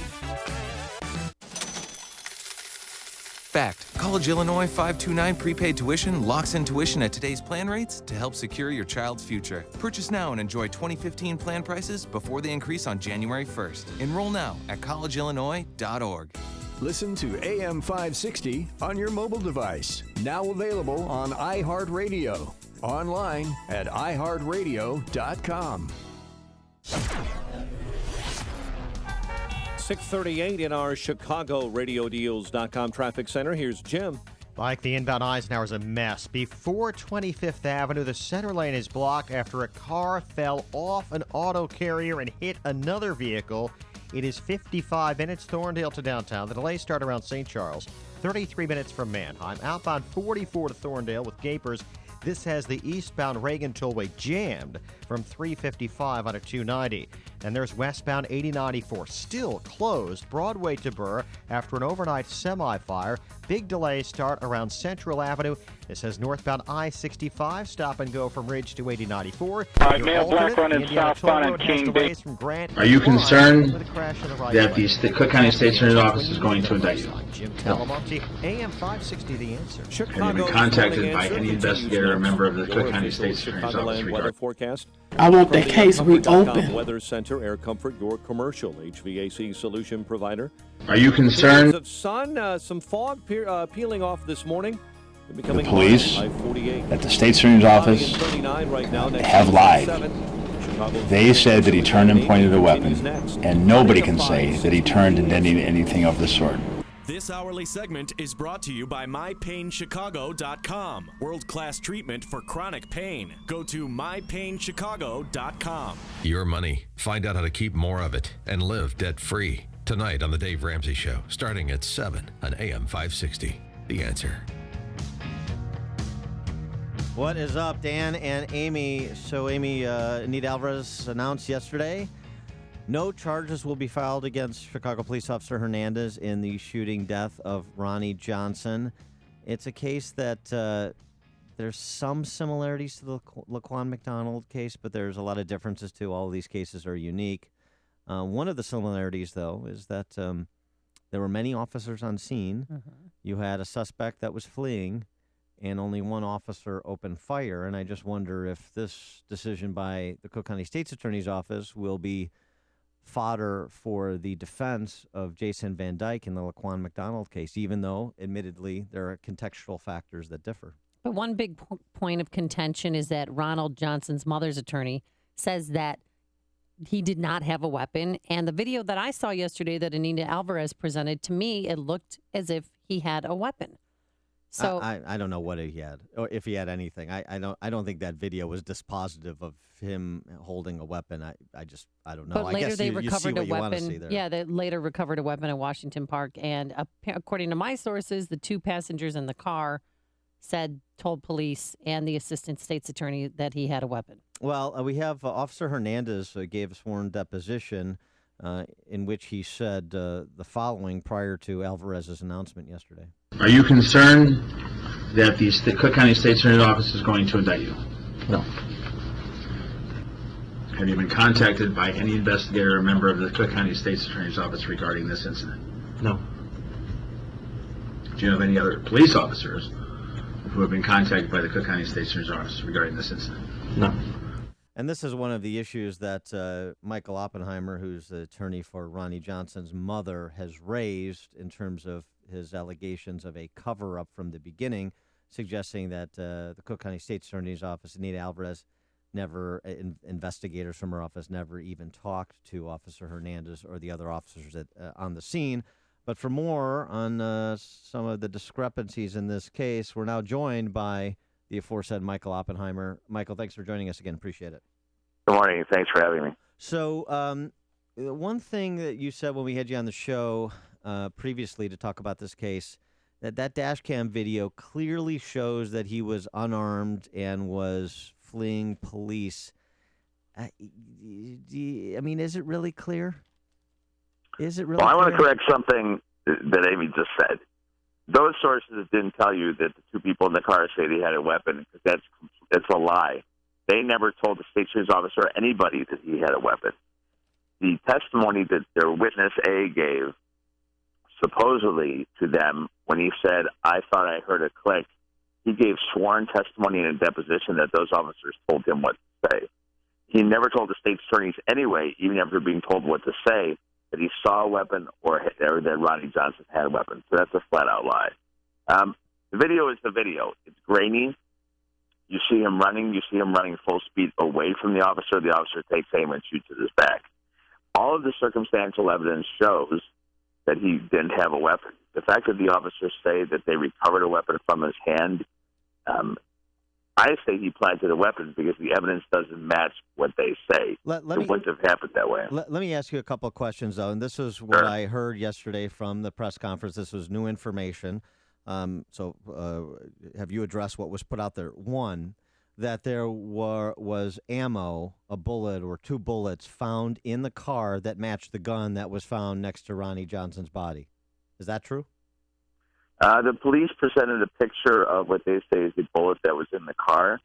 I don't doubt that the bullet that they found in the backseat of the car, if they found it in the backseat of the car, matched the gun that they say they found in his hand. First of all, we're alleging that they planted the gun, so it makes sense that they would plant the bullet. And people say, wow, why would they do that? But the two people in the car never saw the bullet. They never saw the bullet ever in the car. So it doesn't make sense. Now, the second question, just one more question on this, because this is, again, different than what the conversation has been up until this point. When we talked to you, you said the back window gets shot out. All three passengers exit the car. Ronnie runs because he's afraid. Now, there was a suggestion that they actually, after the shooting occurred, the 911 call is made, the window is shot out, that they didn't flee, that they circled back into the neighborhood, ostensibly looking to retaliate against whoever they thought was shooting at them. Is that true? There is no evidence that they came back looking for retaliation. There's not one witness that says that. And I called Anita Alvarez's hour-long press conference and infomercial. I've never seen anything like that in my entire career as a lawyer. It's not true. All right. help me out here. You're telling me not only did they plant the gun, but they also told the passengers in the car what to say and to tell investigators that he had a gun on him. Okay, so in the history of the Chicago Police Department, coerced confessions are nothing new. We had the Burge cases. We had the Dixmoor 5 case, which I was a part of, where the confessions were coerced. Coerced confessions all the time. Witness A said, and he told us, and he told in the sworn deposition, he said that they had a story that they wanted him to say. The whole theory here is that, and if you look at the reports, all of these witnesses gave their statements, meaning the police, after they saw the video. The detectives came up with a story, and they wrote up the story that way.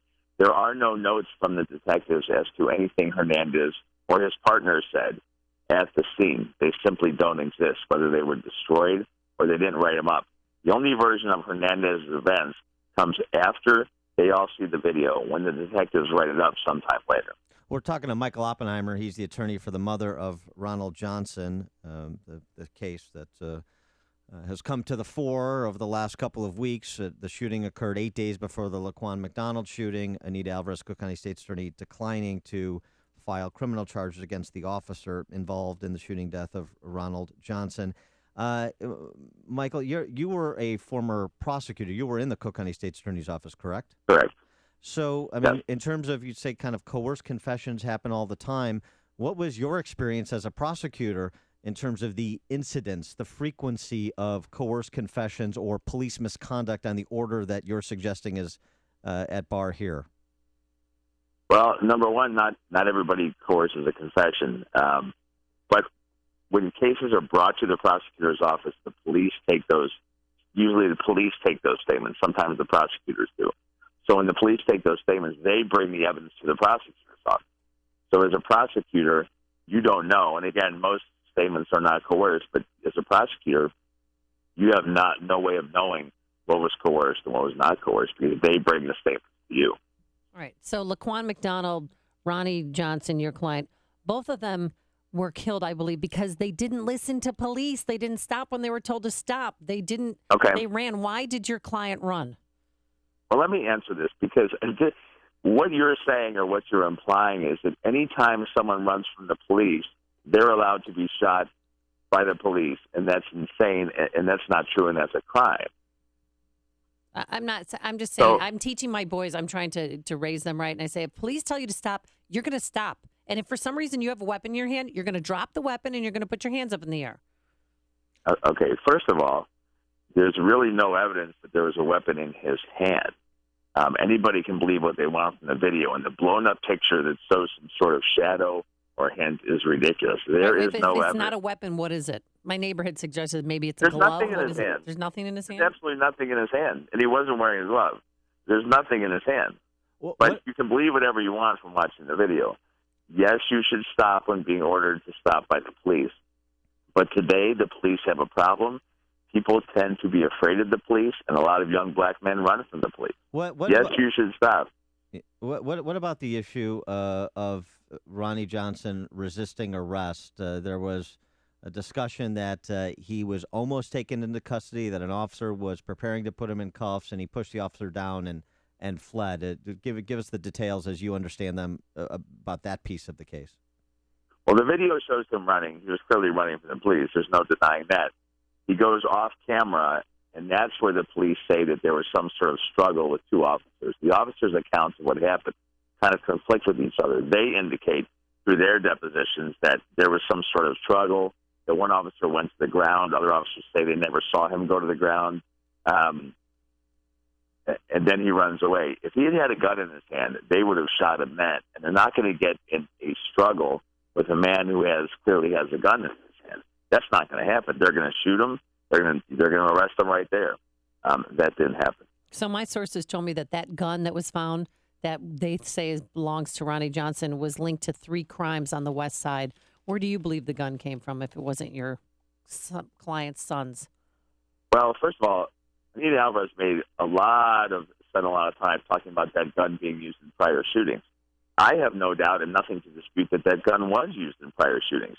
The problem is she pointed to nothing that says that gun was tied to Ronald Johnson. In fact, in the reports, it indicates that none of those shootings was Ronald Johnson ever a suspect.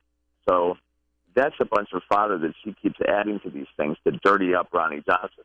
I don't know what the gun was used in, and I don't know where the gun came from. Now, on the issue, I know we know that there's no audio on the dash cam video, which is a problem, but the question of whether officers were yelling at Ronald Johnson not only to stop but to drop his weapon, is there any witness support to buttress the police's case that they thought he had a weapon, they were yelling for him to drop the weapon, indicating what they thought that he had, whether he had it or not? Any witness testimony to support that? No, and not even all the officers heard yell, drop the gun, drop the gun. Some of the officers do say that they yelled, drop the gun. I would argue that those are self-serving statements. Nobody else heard that. All right, Michael Oppenheimer. One more question before we let you go. Does a civil case against the city of Chicago proceed now? Yeah, the civil case is proceeding. We, of course, hope that the feds come in and they investigate Anita Alvarez and IPRA. But the civil case proceeds. This doesn't affect the civil case. Right. All right, Michael Oppenheimer, attorney for the mother of Ronald Johnson. Thanks again for joining us. Appreciate it. Thank you. And you join us on our turnkey.pro answer line. The stories you need to know to start your day. This is Chicago's Morning Answer on AM 560. The Answer. Well, Loretta Lynch said yesterday the Department of Justice is not going to be investigating Cook County State's Attorney Anita Alvarez, just the police department. That's the problem, is they're not looking at the people in office, Anita Alvarez, and they should be. Instead of doing those ride-alongs. Today, here's your forecast. We're going to have some morning fog, then mild, a high of 48 degrees. Tonight, a passing shower. And for Wednesday, clouds giving way to some brilliant sunshine. It will be mild, a high of 50. Is there any brilliancy out on the roadways? Here's Jim Telemonte. Oh, it's awful, Amy and Dan. Inbound Eisenhower, just a mess. St. Charles to be 425th, where 2 right lanes are now blocked after a car fell off a car carrier, hit another car. It's 57 minutes Thorndale to downtown, but it takes a lot longer via 88. The Reagan Tollway jammed from 355 on a 290. Westbound, there's a big Gapers delay starting around Laramie, an hour and 10 minutes downtown to Thorndale. Westbound 8094 still closed Broadway to Burr after an overnight fire. Big delay started at Ripley. Traffic is forced off at Broadway, can re-enter at Burr. This is causing delays on northbound I-65 from Ridge to 8094. Indiana Toll Road, your alternate, it has delays. Grant to Klein Avenue with a crash in the right lane, still better than 8094. Eden's 30 minutes like Cook to Montrose. Kennedy, 32 minutes O'Hare to downtown. Outbound 41. Stevenson, now an hour and 2 minutes, 355 to Lakeshore Drive. Folks are using that instead of the Ike. Ryan, 28 minutes, 95th to downtown. That's traffic. AM 560, The Answer. Now it's time for the Lou Dobbs Financial Report, brought to you by the Mutual Fund Store. I'm Lou Dobbs. Global economic reports, energy prices, and corporate developments driving action on Wall Street today. Those stories next. We all know someone who's been laid off in the past few years in some corporate cost-cutting move. Most of these people were over 50 years old, and they'd held their job for years. You tell me, who's going to hire these people at the same wage? In this day and age of job insecurity, is there any other feeling more empowering than being your own boss? Hi, Steve Cooper here, co-owner of ERSOP.com, ERSOP, which stands for Entrepreneur Rollover Stock Ownership Plan. We've helped thousands of people get control of their lives, income, and their sense of security. Along with my partner Karen Franklin, ERSOP.com has also helped these thousands of people use their retirement funds to invest in businesses for themselves and their family. It only takes a couple of weeks to finance, and it's totally legal. And the best part is, 3, 4, 5 years later, you put the retirement funds back and have the corporation carry on by itself. Be the entrepreneur you've always dreamed of being. Call 866-MY-ERSOP. That's 866-MY-ERSOP. Invest in yourself. Call 866-MY-ERSOP. Energy prices in focus again on Wall Street. Investors hope to recover from yesterday's 1% sell-off in stocks, sparked by crude oil prices that plunged to a more than 6.5-year low, now trading under $38 a barrel. Investors also considering a number of economic reports, including the latest reading on available job openings. Wall Street investors reacting to reports on economic activity in both Europe and Japan. We'll see whether those reports influence trading in the commodity and currency markets. Copper, gold, and silver all down 1% yesterday. We could see an uptick in trading of both Nike and Toll Brothers. Toll Brothers out with its earnings. Nike signing NBA All-Star LeBron James to a lifetime deal. Reportedly, Nike's biggest endorsement contract ever. Please join us for Lou Dobbs tonight at 7 Eastern, 4 Pacific on the Fox Business Network. This is the Lou Dobbs Financial Report. My brother Chris is allergic to talking about retirement. Bring up his future and you'll get glazed eyes and awkward answers. Don't believe me? Let's try it. Chris, when will you retire? Ha! You darn right I like nachos. See what I mean? Chris, do you have a retirement account? It's gotta be the right kind of cheese. One last time. Are you ever going to retire? And don't forget jalapenos. I love jalapenos. Good for you, buddy. Avoiding the retirement conversation? At the Mutual Fund Store, we get it, and our advisors are here to help. Whether you're storing 401k statements in a shoebox, can't tell a traditional from a Roth IRA, or include piggy bank as one of your retirement accounts, there are no judgments here. We'll simply sit down with you one-on-one, talk about where you're at, and help you put a plan in place to get you where you want to be tomorrow. Let's get the conversation started today with a free consultation. Hi, I'm Steve Check with the Mutual Fund Store in Chicagoland. Call me at 888-498-3636 or visit mutualfundstore.com and let's talk about your financial goals today. Take a quick look in the mirror. See those bags under your eyes? Well, imagine them gone, and you could get rid of those bags and puffiness under your eyes just in time for this holiday season. Introducing Genucell Plant Stem Cell Therapy for bags and puffiness under the eyes. Rosa from New Jersey writes, I felt the bags under my eyes firm up and the skin was glowing. Your product helped me to reduce puffiness quickly. In a couple of weeks, I stopped using concealer because of the improvement. Actually, I've gone a week without applying heavy makeup, and I would recommend this product to anyone. And folks, with its Instant Effects, which is a separate product, you will see results in the first 12 hours guaranteed or your money back. So order Genucell now. And this holiday season, you'll also get the legendary Esotique face cream as a free gift. Call 800-525-8323. That's 800-525-8323. Call now. And guess what? Express holiday shipping is also free. 800-525-8323.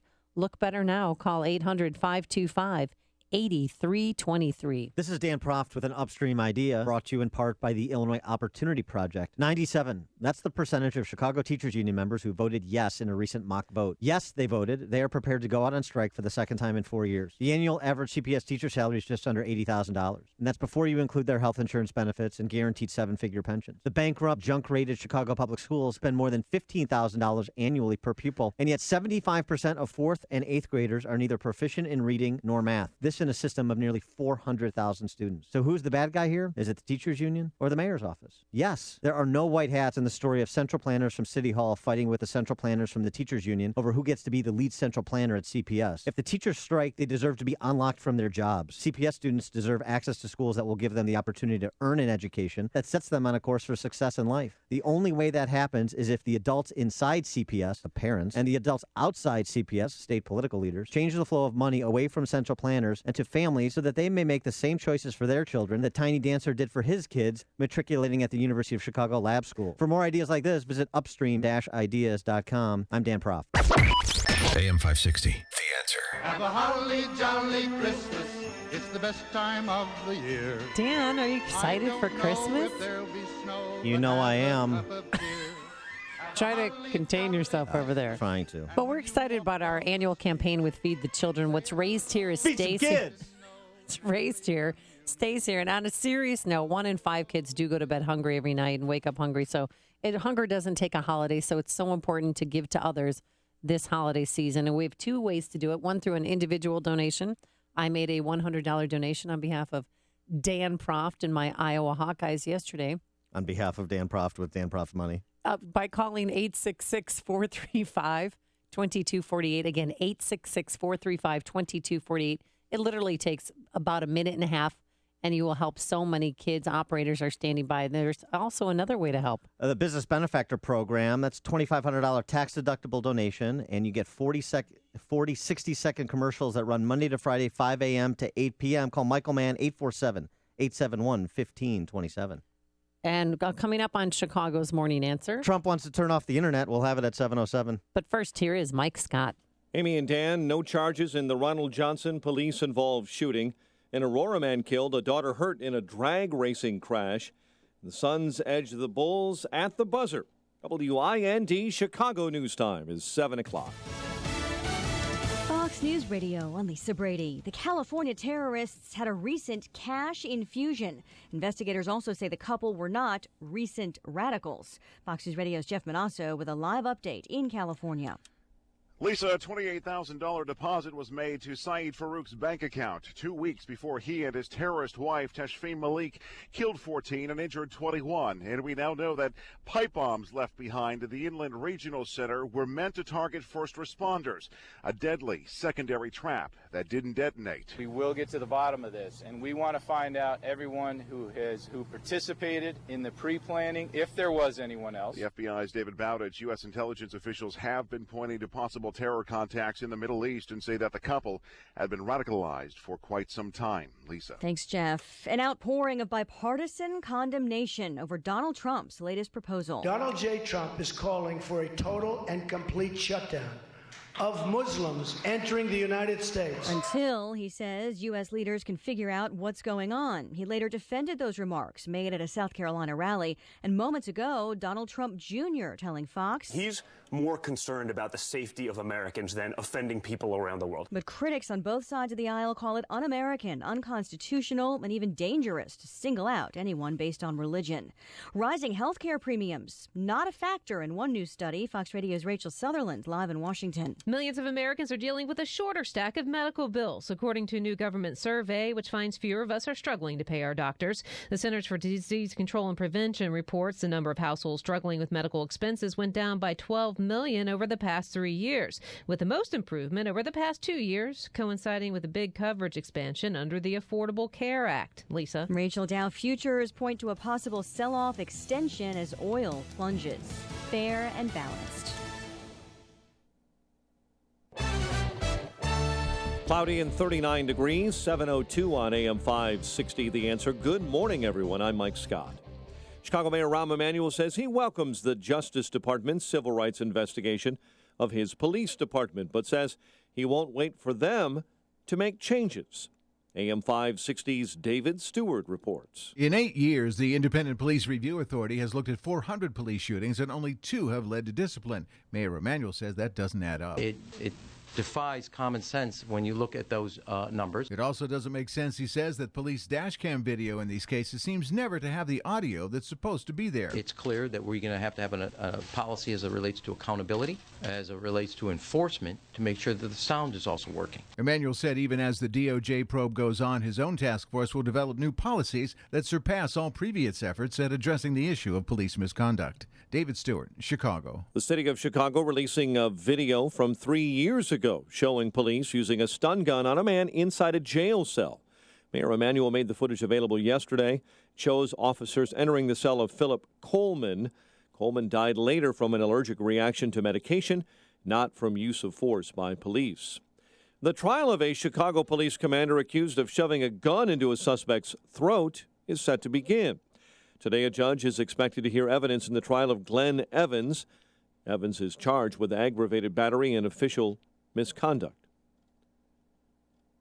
Governor Bruce Rauner's spokeswoman says a follow-up meeting with legislative leaders on the state budget is slated for this afternoon in Chicago.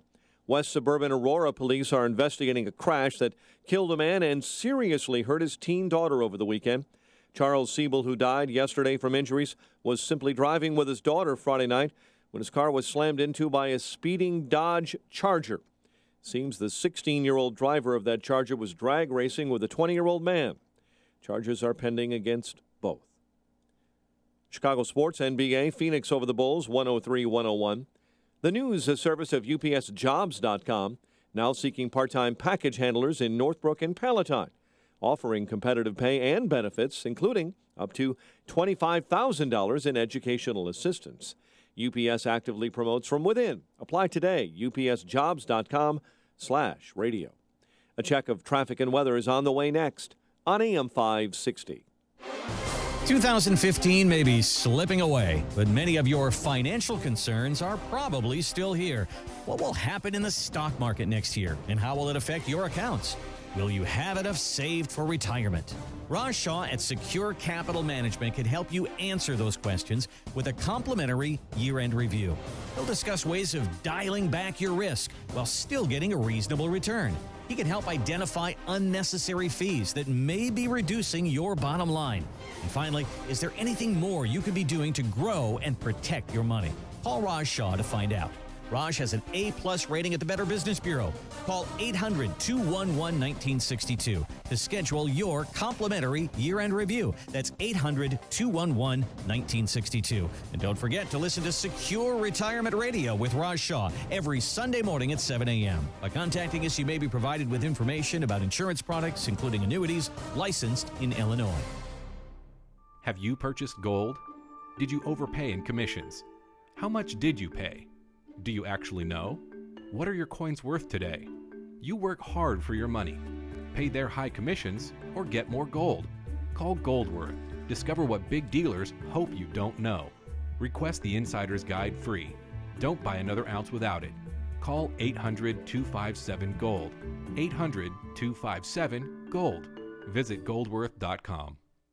I know you've heard the IRS has the right to freeze your assets, garnish your wages. Good news is they can also give you a way out called the Fresh Start Initiative, a tax debt compromise program designed to save you serious money. Optima is the nation's leading tax resolution firm, over 300 professionals to help ensure you pay the minimum, not a penny more. Thousands call every month. You can call right now. Optima. That's Latin for cut me some slack. Call 800-467-2766. 800-467-2766. Optima Tax Relief.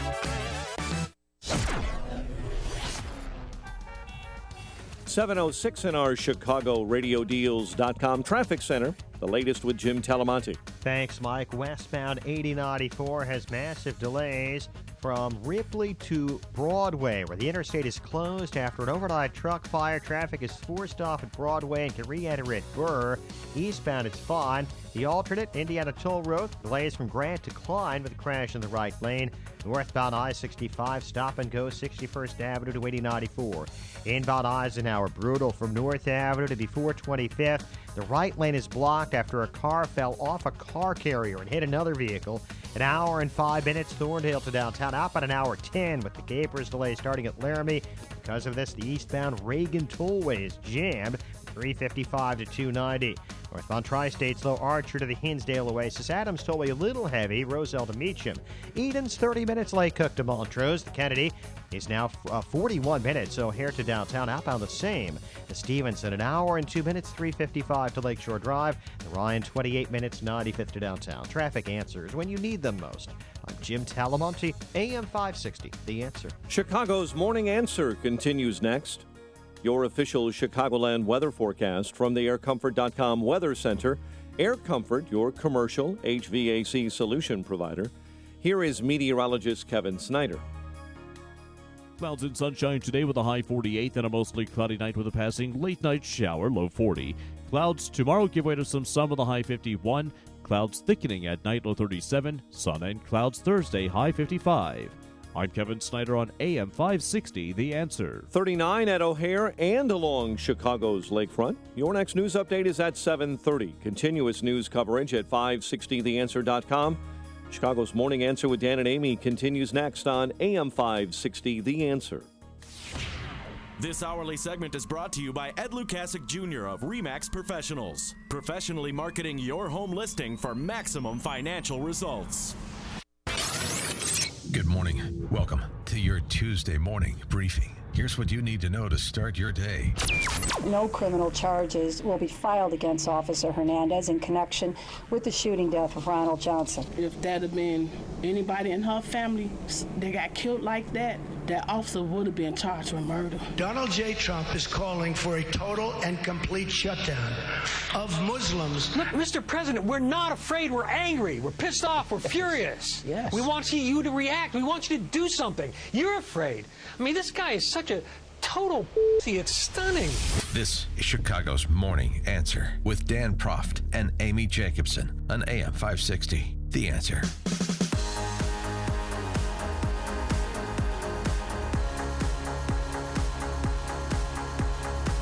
Good morning, Dan and Amy. You just heard from retired Colonel Ralph Peters. He's a Fox News military analyst. He was on with Stuart Varney reacting to the president's speech on Sunday night. And I'll tell you what, I can't hear that enough. So let's hear it again. I know you watched last night. I want to know, what were you saying to the TV as the president was speaking? What was your commentary as the president's speech unfolded? Well, first of all, he keeps speaking about we can't give in to our fears. Don't be afraid. Look, Mr. President, we're not afraid. We're angry. We're pissed off. We're furious. Yes. We want you to react. We want you to do something. You're afraid. I mean, this guy is such a total pussy. It's stunning. It's stunning. Did they bleep it out when it came across the air live? They did not. No, they did not. Well, then why did we bleep it out? Exactly. Where's our freedom of speech? Family friendly. Peyton and Eli could be listening. In addition to that, not the only Fox News contributor offering some zesty lingo. Yesterday, Stacey Dash, actress, and she was on that show Outnumbered. And she was in Clueless. Yes, she was. There you go. Thought I'd contribute this morning. You're going to play Alicia Silverstone in the Alicia Silverstone story. She was on with Harris Faulkner and the gals on Outnumbered and had this to say about the president's speech. It's ridiculous. And his speech was an epic fail. It was like when you have to go to a dinner with your parents, but you have a party to go to afterwards. That's what it felt like. He was just trying to get through it because he wanted to go to this event afterwards. I did not feel better. I didn't feel any passion from him, like you said, Andrea. Mm-hmm. I felt like he could give a excuse me, like he could care less. Harris Faulkner, whoa, my fake eyelashes are falling off. Also not bleeped yes. when that was said. So the reactions to President Obama's remarks, coupled with what's happening in the world. A couple of stories. Mike Scott had this story. A Twin Cities man identified as one of the Islamic State group's most active terror recruiters. A former student at Roosevelt High School in Minneapolis has surrendered to the Somali government in Mogadishu, according to the State Department. Mohammed Abduli Hassan, also known as Miski, surrendered November 6th. He was born in Somalia, but he was a lawful permanent resident of the United States. Hassan had been directly linked via social media to the gunman who was killed in May in Garland, Texas, after shooting outside that cartoon drawing contest. So that's one. Another indigenous terrorist. This from AP. A Syrian-born U.S. citizen has been charged with smuggling rifle scopes, night vision goggles, and other military-style gear from the United States to Islamic militants in his home country. Listen to this. According to the indictment, this individual, Amin al-Barodi, boarded a flight from L.A. to Turkey with 14 pieces of checked luggage weighing more than 600 pounds. He brought the goods across the border to Syria and returned to L.A. the next month with only 2 checked bags. That was in February of 2013. So Stephen Hayes, a writer for the Weekly Standard and Fox News contributor, gets put on the no-fly list for a one-way trip to Turkey as part of his work. This guy brings 600 pounds contained in 14 pieces of checked luggage, and in classic TSA fashion, no one's the wiser for a couple of years. Really? While he moves all that he's smuggled to Turkey via LAX to terrorists in Syria. I mean, this is what Trump is talking about when he seizes the opportunity to say full stop. Yeah, I mean, he's calling for a total and complete shutdown of Muslims entering the United States. If you want to come here for business, no. You want to come here as a tourist? No. And he took it one step farther last night. He was in South Carolina, and, here's his new plan. Donald J. Trump is calling for a total and complete shutdown of Muslims. Our country cannot be the victim of horrendous attacks by people that believe only in jihad. They have no respect for human life. I mean, is he just preying on people's fears right now to get the nomination, or is he serious? I mean, he went on to say that we can't identify what their attitude is, that we don't know if they're here to hurt us or to live here peacefully. And until we know that, and until the program, we can trust our government to properly vet these people, a complete ban on letting people in. Right, and he's talking about a government that finds, according to a Democrat congressman from Massachusetts, 72 employees at the Department of Homeland Security listed on the U.S. terrorist watch list. In addition to what we know about the TSA's fail rate. But he's always, touted about, I have Muslim friends. Muslims are nice. So Greta Van Susteren asked him last night, what about your Muslim friends, buddy? There are Americans serving in our military who are Muslims who are overseas on bases. Do you apply this rule to them? No, they would come home. They would be able, anybody here stays, but we have to be very vigilant. There's a lot of bad things going on. When you look at these polling numbers that came out, there is tremendous hatred. There's tremendous animosity. And that these are taken of people living in our country, from Muslims living in our country, which is amazing. Because I have Muslim friends, Greta, and they're wonderful people. We can't let this happen. We have. Does it apply to your friends?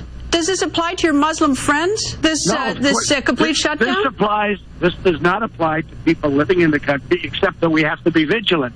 Because when you have people putting bombs, having pipe bombs all over their apartment, and other people see this and they don't report them, there's something wrong. So Kareem Abdul-Jabbar can stay. What do you think of Trump? What do you think of Trump's policy proposal? 312-642-5600. The Turnkey.pro answer line 64636DA.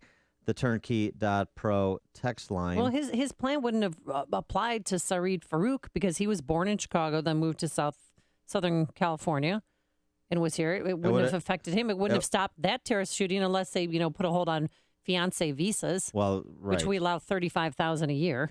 Right. So it would have stopped the fiancé from coming over, the K-1 visa. Not that justifies the moratorium. It's not a proposal I support, but because of the abject failure of this administration to be successful or even serious about being successful, it gives rise to proposals like Donald Trump's. Here's something else from Trump. Not done. We're not there yet. Also wants to disconnect the tubes on the interweb there. Well, that's their greatest recruiting tool. Donald Trump called at the same rally. Donald Trump said, I'm quoting him, "We've got to maybe do something with the internet." Did he really say the internet? We've got to maybe do something with it. Okay. He said that he would see Bill Gates so that he could look into closing it up, whatever that means. He said, quote, "We're losing a lot of people because of the internet. We have to see Bill Gates and a lot of different people that really understand what's happening. We have to talk to them about it, maybe in certain areas, closing the internet up in some ways. Somebody will say, oh, freedom of speech, freedom of speech. These are foolish people." Well, that's, I learned from a national security advisor on ABC News that there's 90,000 pro-ISIS messages every day on Twitter. It's a bit like playing whack-a-mole. We have these data collection programs. We have surveillance tools. Going down this road is not the road we want to go down. But I understand why people are frustrated. I understand why this has appeal. And so does Donald Trump. Mm-hmm. Let's be very clear about that. He knows exactly what he's doing, preying on the American people's fears to get nominated. It's not just fears. It's what Colonel Ralph Peters said. We're not afraid. We want this addressed in a serious way. And you, Mr. President, you, frankly, members of Congress, are not being serious. And the evidence is manifest. So it's not just fear. It's you have a responsibility to abide. And the first responsibility is the protection of this country. And you're not getting the job done. And then it tends to people who say, well, here's a can-do guy. So, give Trump the reins. Be careful who you give the reins to. Ralph and Rantoul. Good morning. Yeah, I didn't hear Ralph Peters live. I just heard your clip. I'm offended by that only because he got the wrong anatomical reference. I would maybe go back a little bit. And I think that's the proper anatomical reference for Obama. And I just don't I'm offended by Obama's lack of interest in our national security. I don't know really what he's thinking. It's impossible to know what he's thinking. But if you observe him, he's not really done anything to strengthen our country militarily, economically. He's done everything to drag it down. I think even his most ardent supporters are finding it difficult to defend him. You almost have to have a Rahm Emanuel spin conference to talk about Obama's merits. It's just made up stuff. Thanks for the call, Ralph. Michael in Uptown. Yeah, listen, the only thing that Trump got wrong was instead of just not letting Muslims in, we shouldn't let anybody in. It's time to shut it down. Nobody gets into this country. No immigrants, no tourists even, no work visas, no female fiancé visas, nothing. Bring home all the American soldiers from all over the world and have them guard our borders, all 4 borders. Nobody gets in. And if you're okay, Michael, thank you. I got the. Did he get the memo directly from Donald Trump? I got the Fortress America argument. Brian and Lombard. Hey, Trump is like drunk uncle that can say whatever he wants. The more concerning thing is that he's leading in the polls. And why does the Republican Party choose people to lead them in the polls, like Michelle Bachmann, who led once and now says we're in the biblical end of days, or Trump saying these kind of things, and his poll numbers only go up. I mean, don't you have any concern about what this means for your chances in the election? Yeah, I have concern, but Trump is not the Republican Party, and the Republican Party is not Trump. He's a candidate. Thanks for the call, Brian. And, by the way, for those on the left, don't you have any concern about what Hillary Clinton or Bernie Sanders would mean for the election, much less the country? It's not exactly an embarrassment of riches on the left there, Brian. Mark in Des Plaines. So in answer to your comment about those, the San Bernardino thing, Amy, I mean, profiling would have helped, by the way. That would have helped in that situation. And the second thing I want to say is about 70% of these, quote, refugees, unquote, are actually young, virulent Muslim males, okay? So, I mean, we need to be vigilant on this thing. And I agree. And, and don't count out the women. Mark. I mean, 2 female Paris attackers, and then we had, Farouk's bloodthirsty bride. Mark Stein had a great comment about all the young males that represent the majority, or certainly plurality of the refugee population. Where are the families? He said, the Titanic, if it would have only been young men that survived the Titanic, at that time in our country, people would have looked askance at all these young men that survived the Titanic. Where are the women and children? Quickly, Joe in Deerfield, you're on Chicago's Morning Answer. Good morning, both of you. My response to it is that I think that's an evolving question, because I think we all know, as a lot of security analysts have talked about, is that we're going to see more of these types of attacks here in this country. I think it's almost a certainty, and certainly it's going to happen before the election cycle. And so I think that you ask that question unfortunately, God forbid, but it's probably going to happen 2 or 3 of these attacks into the presidential election cycle. And I think every one of these presidential candidates may not be responding the way Trump is, but they're all going to be demanding measures that perhaps we never thought that we would enact in this country when we get down the road with things. It is terribly serious, and this president doesn't take this thing. He doesn't take it serious, and it seems like he's an apologist for many of the Muslims, and he's an advocate for them, because that's the flavor that I got from his thing from the Oval Office. He was just it wasn't about the American people. Again, it was about the Muslims. Thanks for the call, Joe. Thanks for the call. Hear about the big stories of the day, then talk about them right here on Chicago's Morning Answer on AM 560. The Answer. A cloudy, gray start to your day, but we should have some sunshine by this afternoon. Mild, a high of 48 degrees. Tonight, a passing shower, and then tomorrow, clouds giving way to sun. Warm, even warmer than today, a high of 50 degrees. How's that inbound Kennedy shaping up? Here's Jim Telemonte. Well, it depends, Amy. In comparison with the Eisenhower and 8094, I guess it's not bad. That being said, it's still pretty heavy. From Canfield all the way into downtown, the Kennedy is 41 minutes. From O'Hare to the Loop, outbound, it's 48. The Eden's getting heavy, too. 35 minutes, Lake Cook to Montrose, outbound 32. Up the Ike, just a mess. From North Avenue to before 25th, the right lane remains closed after earlier a car fell off a car carrier and hit another car. About an hour and 2 minutes, Thorndale to downtown, outbound an hour 5 with the Gapers delay starting at Cicero. Westbound 8094 is closed. Still Broadway to Burr after an overnight truck fire. Big delay start at Ripley. Northbound I-65 is stop and go from 61st Avenue to 8094. The Stevenson heavy at an hour and 6 minutes, 355 to Lakeshore Drive, the Ryan, 28 minutes, 95th to downtown. Jim Talamonte, ChicagoRadioDeals.com Traffic Center. It's Dan Proft, guys. The holidays are now upon us. Do you want the gift that keeps on giving? How about giving yourself a healthier life and more energy to do the things you want to do with family and friends? If you've been feeling like a grumpy old man lately, it's time to get your testosterone level checked at Low T Center.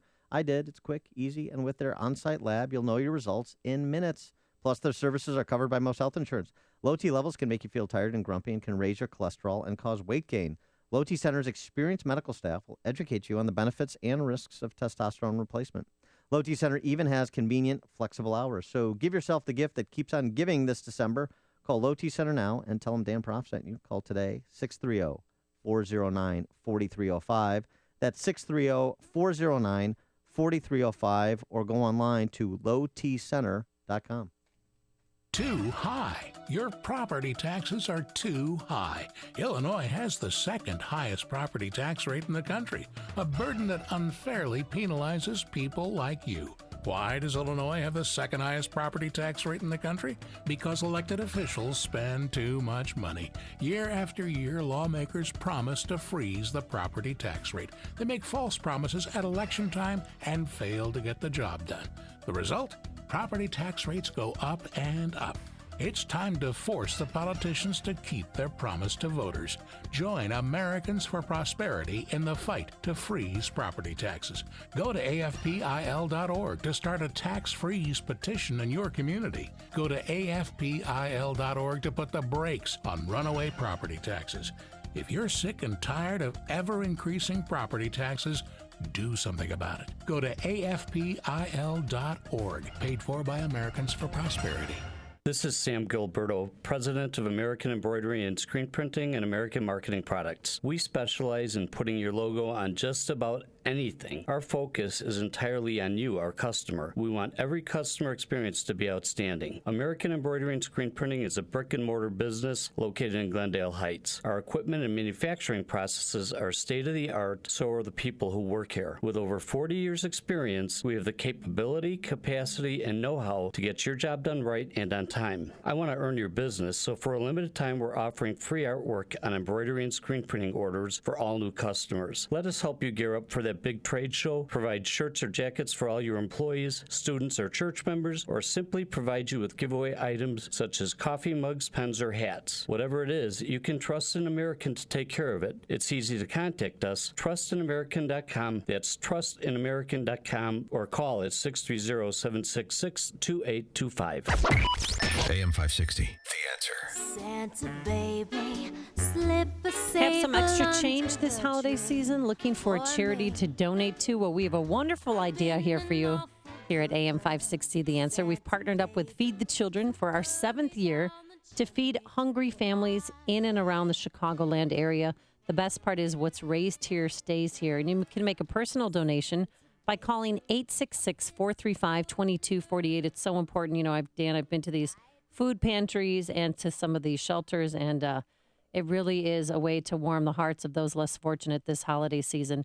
A one-time donation of $76 would be much appreciated. If for some reason you can only do 50, that's fine. 20, that's fine. Just call this number, 866-435-2248, or visit 560theanswer.com. Search for the keyword feed. A donation of $76 helps feed 16 hungry children this holiday season. Each family receives a 25-pound box of food filled with non-perishable items like canned goods, peanut butter, pasta, cereals. In addition to that, a 10-pound box of essentials filled with personal items like toiletries and cleaning supplies. That's a lot for not very much. So there's one way to contribute. Amy just described it. Contribution of any amount to feed the children, 866-435-2248. The other way is our special program for business owners or anyone involved in marketing a business. That's our business benefactor program. That's pretty simple as well. $2,500. Great deal. Good deal. $2,500 tax-deductible donation to feed the children. And you receive 40 60-second commercials that will run Monday through Friday, 5 a.m. to 8 p.m. on these airwaves, AM 560, The Answer. So for a business that wants to be involved in this program, all you have to do is call sales manager Michael Mann directly at 847-871-1527 and ask to enroll, or you just text the word FEED to 64636. That's our turnkey.pro text line that you use for the show. Just text the word FEED, and you'll be prompted to enroll. And just think about this. You'll help the needy as well as helping your business get noticed, taking your small business, medium-sized business to the next level. Dan and I can voice your commercials if you'd like, and many of our business benefactors are long-term clients, so slots are filling up quickly. Do it today. Call Michael Mann right now, 847-871-1527. Again, that's 847-871-1527. It's news, opinion, insight. This is Chicago's Morning Answer on AM 560. The Answer. The most recent U.S. Supreme Court decision on the Affordable Care Act made one thing certain. We will all have to deal with this ever-changing law until at least 2017. If you're tired of calling a bureaucrat at an 800 number to help you navigate Obamacare, then you need a local expert on your side. That's right, your own health insurance mentor. C. Stephen Tucker from healthinsurancementors.com is someone I know and trust. He's a 20-year licensed broker who's been educating AM 560 listeners on the Affordable Care Act for the last 5 years. Thanks, Dan. If you have a pre-existing condition, a canceled plan, or your premium increased, now's the time to get covered. 2016 open enrollment begins on November 1st and ends on January 31st. During this 90-day window, you cannot be denied coverage. Depending on your income, you may find a more affordable plan. The new healthcare law is very complicated and you do need guidance. It costs you nothing to use a broker, so why not tap into my expertise? Thanks, Steve. How can our listeners get in touch with you? They can visit healthinsurancementors.com or call me directly at 630-674-1551. That's 630-674-1551. AM 560, The Answer. Coming up on Chicago's Morning Answer, I want to know why more moderate Muslims aren't speaking out about these atrocities. And somebody I got into it a little bit on Facebook, Dean Abdallah, is going to be joining us next. Yeah, he writes at thedailybeast.com, and he's allegedly a comedian. I'll be the judge of that at 7:37. But first, let's go back into the newsroom and say hello to Mike Scott. Dan and Amy, good morning. Good morning, everyone. Republican presidential frontrunner Donald Trump making it clear he'll not be backing down from his latest proposal regarding Muslims. Donald J. Trump is calling for a total and complete shutdown of Muslims entering the United States until our country's representatives can figure out what the hell is going on. Trump's ban proposal has apparently crossed a line in the minds of many of his fellow candidates and Republicans running for president, Carly Fiorina among them, saying Trump's decision to call for that ban is a dangerous overreaction. Mr. Trump also said that if we have Muslim American citizens traveling back from vacation, that he will not let them come back into the country. So let's see. We're now going to violate the constitutional rights of citizens because of Donald Trump. Former Vice President Dick Cheney here on AM 560 yesterday on the Hugh Hewitt Show saying Trump's call to ban Muslims from entering the U.S. un-American. Authorities say just days before Syed Farouk and his wife attacked a holiday luncheon, killing 14, he was practicing with a rifle during one of several recent visits to a local shooting range. Japan taking the raps this morning off its new counter-terror unit. To a point, journalists were only allowed to photograph its 24 members from behind. Spain says a man and woman from Morocco are in custody at this hour. They're suspected of working to recruit impressionable young Spaniards into ISIS. One arrested in Catalonia, the other in the Canary Islands. Police in Rochester, New York this morning say they have no idea why two New York college students with ties to Cook County were abducted over the weekend. They were traveling in an SUV. 6 are now facing charges of first-degree kidnapping. Nicholas Calais and Ani Iwo were abducted and held hostage, one shot in a leg. Chicago Mayor Rahm Emanuel says he's welcoming the Justice Department's civil rights investigation of the Chicago Police Department, but won't wait before making more changes. The trial of a Chicago police commander accused of shoving a gun into a suspect's throat is set to begin today. A judge expected to hear evidence in the trial of Glenn Evans.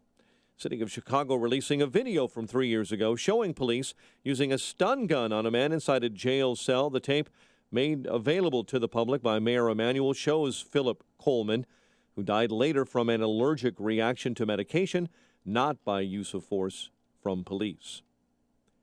Chicago sports, NBA, Phoenix over the Bulls, 103-101. The news, a service of UPSjobs.com.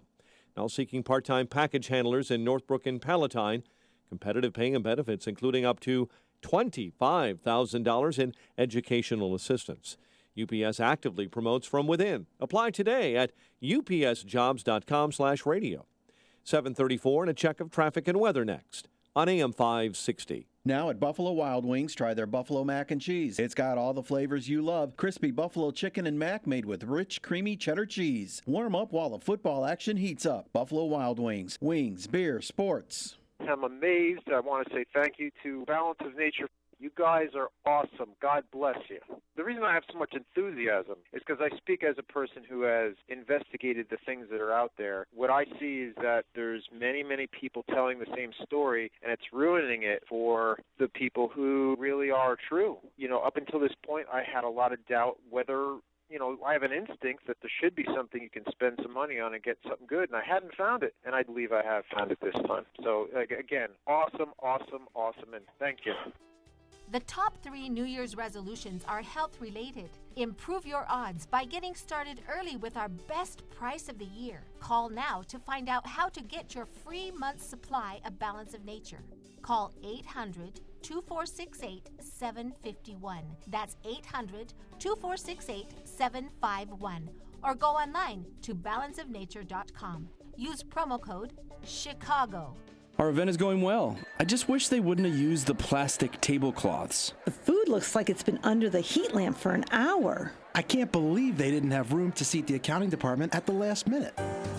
When you plan a corporate event, wedding, or social gathering, you have that picture-perfect image in your head of what it's supposed to look like. At Belvedere Banquets, they bring the shining elegance you expect to see downtown right to the suburbs. From their photogenic lobby fountain to their 5-star quality food options, Belvedere Banquets has your next big event covered in shimmering excellence. They can even bring their top-notch catering right to you. It's time to host an event that leaves everyone in awe at a price that can accommodate budgets for groups of 12 to 1,000. Call 847-534-0600 or visit their beautiful website at belvederebanquets.com. Get the positive event planning experience you deserve for your next occasion. 847-534-0600 or belvederebanquets.com. Hi, this is Shalom Klein of Get Down to Business, the show for small business, jobs, and entrepreneurship, powered by Tandem HR. So mom and dad, after saving for years to send your children to college, you discover A, you didn't save enough, and B, where you've been saving is completely exposed to the college aid formulas, so you get to pay more than you should, and C, your student did not make the best career decision before choosing their college or major. Cha-ching, cha-ching, cha-ching. Don't wait until your student is in high school to figure this out. The earlier you get on the right track, the better your results. That's why Everett Wealth Solutions recommends getting advice from a fiduciary advisor with college funding knowledge. A fiduciary represents you, not a financial institution. They will get to know you and the complete financial picture of your life. For more tips, advice, and stories of entrepreneurial successes, listen to Get Down to Business with me, Shalom Klein, heard Sunday evenings at 6. Your Business Minute of the Day is brought to you by Everett Wealth Solutions. Hey, if you need to sell your home in Chicagoland, Sean Hannity here with some very important facts that you need to know. Now, 40% of homes hitting the market in Chicago are not selling. Now, those are horrible odds. You need to call Saul Z and the Z team based right here in Chicagoland. Now, Saul sells a home on average every 24 hours and attracts hundreds of buyers every month locally, nationally, and internationally. The Wall Street Journal ranks Saul's team in the top 110 teams out of 1.2 million agents in the U.S. Now, Saul Z guarantees to sell your home in 29 days at a price and deadline that you agree to, or he will buy your home or he'll sell it for free. Plus, working with Saul is also risk-free. After 24 hours, if he's not doing his job, you can walk away free and clear. Just call the agent I would call if I needed to sell my home and lived in Chicagoland. Call Saul now at 888-346-0666. That's 888-346-0666. Or go online at callsaul.net. That's callsaul.net. 7:39 in our Chicago RadioDeals.com traffic center. The latest with Jim Talamonte. Thanks, Mike. Westbound 8094 is jammed. Ripley to Broadway, where the interstate remains closed after an overnight truck fire and crash affecting the overpass at Chase. Traffic can re-enter at Burr. Eastbound's fine. Northbound I-65 has delays. 61st Avenue to 8094. Eden's 35 minutes. Lake Hook to Montrose outbound 32. The Kennedy 48 minutes. O'Hare to downtown outbound 50. Inbound Ike, a collision near 25th has cleared, but it's an hour and 12 minutes. Thorndale to the post office outbound an hour. Big delays on the eastbound Reagan Tollway start at 3:55. Stevenson an hour and 6 minutes. 3:55 to Lakeshore Drive. The Ryan 28 minutes. 95th to the Loop. Traffic service of Veritiv. Veritiv is hiring drivers. Enjoy great hours, great people, great equipment, and local routes close to home. It all adds up to a great driving career with Veritiv. Get started at drive4v.com. That's drive, number 4, letter V.com. Traffic answers when you need them most. I'm Jim Talamonte, AM 560, The Answer. Chicago's Morning Answer continues next. Your official Chicagoland weather forecast. From the aircomfort.com Weather Center, Air Comfort, your commercial HVAC solution provider. Areas of fog beginning to burn off. Sunshine creeps in midday, mild this afternoon, high 48. 39 at O'Hare. Next news at 8. Chicago's Morning Answer with Dan and Amy continues next on AM 560, The Answer. This hourly segment is brought to you by the Ayn Rand Institute and the Yaron Brook Show. Heard Saturday afternoons at 4 here on AM 560, The Answer. Let freedom ring this afternoon at 2 with Sean Hannity, right before Joe Walsh at 5 on AM 560, The Answer. Good morning, Dan and Amy. What is up? So, Amy, we've both gotten into tete-a-tetes with our next guest. He's Dean Obadiah. He's a comedian, allegedly. Although stop it. Although he did receive the first annual Bill Hicks Spirit Award, and Bill Hicks was a great comedian. So maybe I'll have to check out Dean's act. He has been on Comedy Central. Well, Mm-hmm. okay. I mean, Well, it's on his resume right here in front of me. He writes at the Daily Beast, dailybeast.com. We've had some spirited exchanges on Twitter because he likes to appropriate Karl Marx quotes. But let's have a sober and hopefully entertaining discussion as well about the state of play with our national security concerns over terror. Dean Obadiah joins us now. Dean, thanks so much for joining us. Appreciate it. Sure, I'm glad to be here. I'm allegedly a comedian, so it's good to be. At least I got that going for me. At least not allegedly a terrorist, as Donald Trump would view me, perhaps. That's correct. I'm not viewing you that way. You're one of our Muslim hero, not sports heroes, maybe comedic heroes that President Obama. But Donald Trump was said talking there about. are no Muslim sports heroes, so I think we can at least agree there are some Muslim sports heroes. Absolutely. I learned my Don't skyhook get that. from Kareem Abdul-Jabbar. There's no Exactly. question about it. So here's a piece that you wrote with the question after President Obama's address to the nation on Sunday night: can Muslim Americans stop ISIS? And in the piece you write, there are many in my community who ask why Muslim Americans should be collectively held responsible for the actions of a few who happen to be Muslim. After the deadly Planned Parenthood terrorist attack last week that involved a well-armed man together with a propane tank bomb, we didn't hear the media calling conservative Christians to denounce the gunman's actions. We didn't even hear the phrase Christian terrorist. Let me ask you a question. Mm-hmm. Even if I accept everything you wrote there, which I don't, but let's say that I do for the sake of argument, do you get that there's an order of magnitude issue? In other words, is the order of magnitude... Sure, but I think we're beyond that. I think we're into the point of Donald Trump that has now gone off the reservation to the world of saying that all Muslims should be banned from this country from coming in. And that's really, I think, a slippery slope into the next step, which would be perhaps of, stripping Muslim Americans of our citizenship, deporting Muslims to other countries.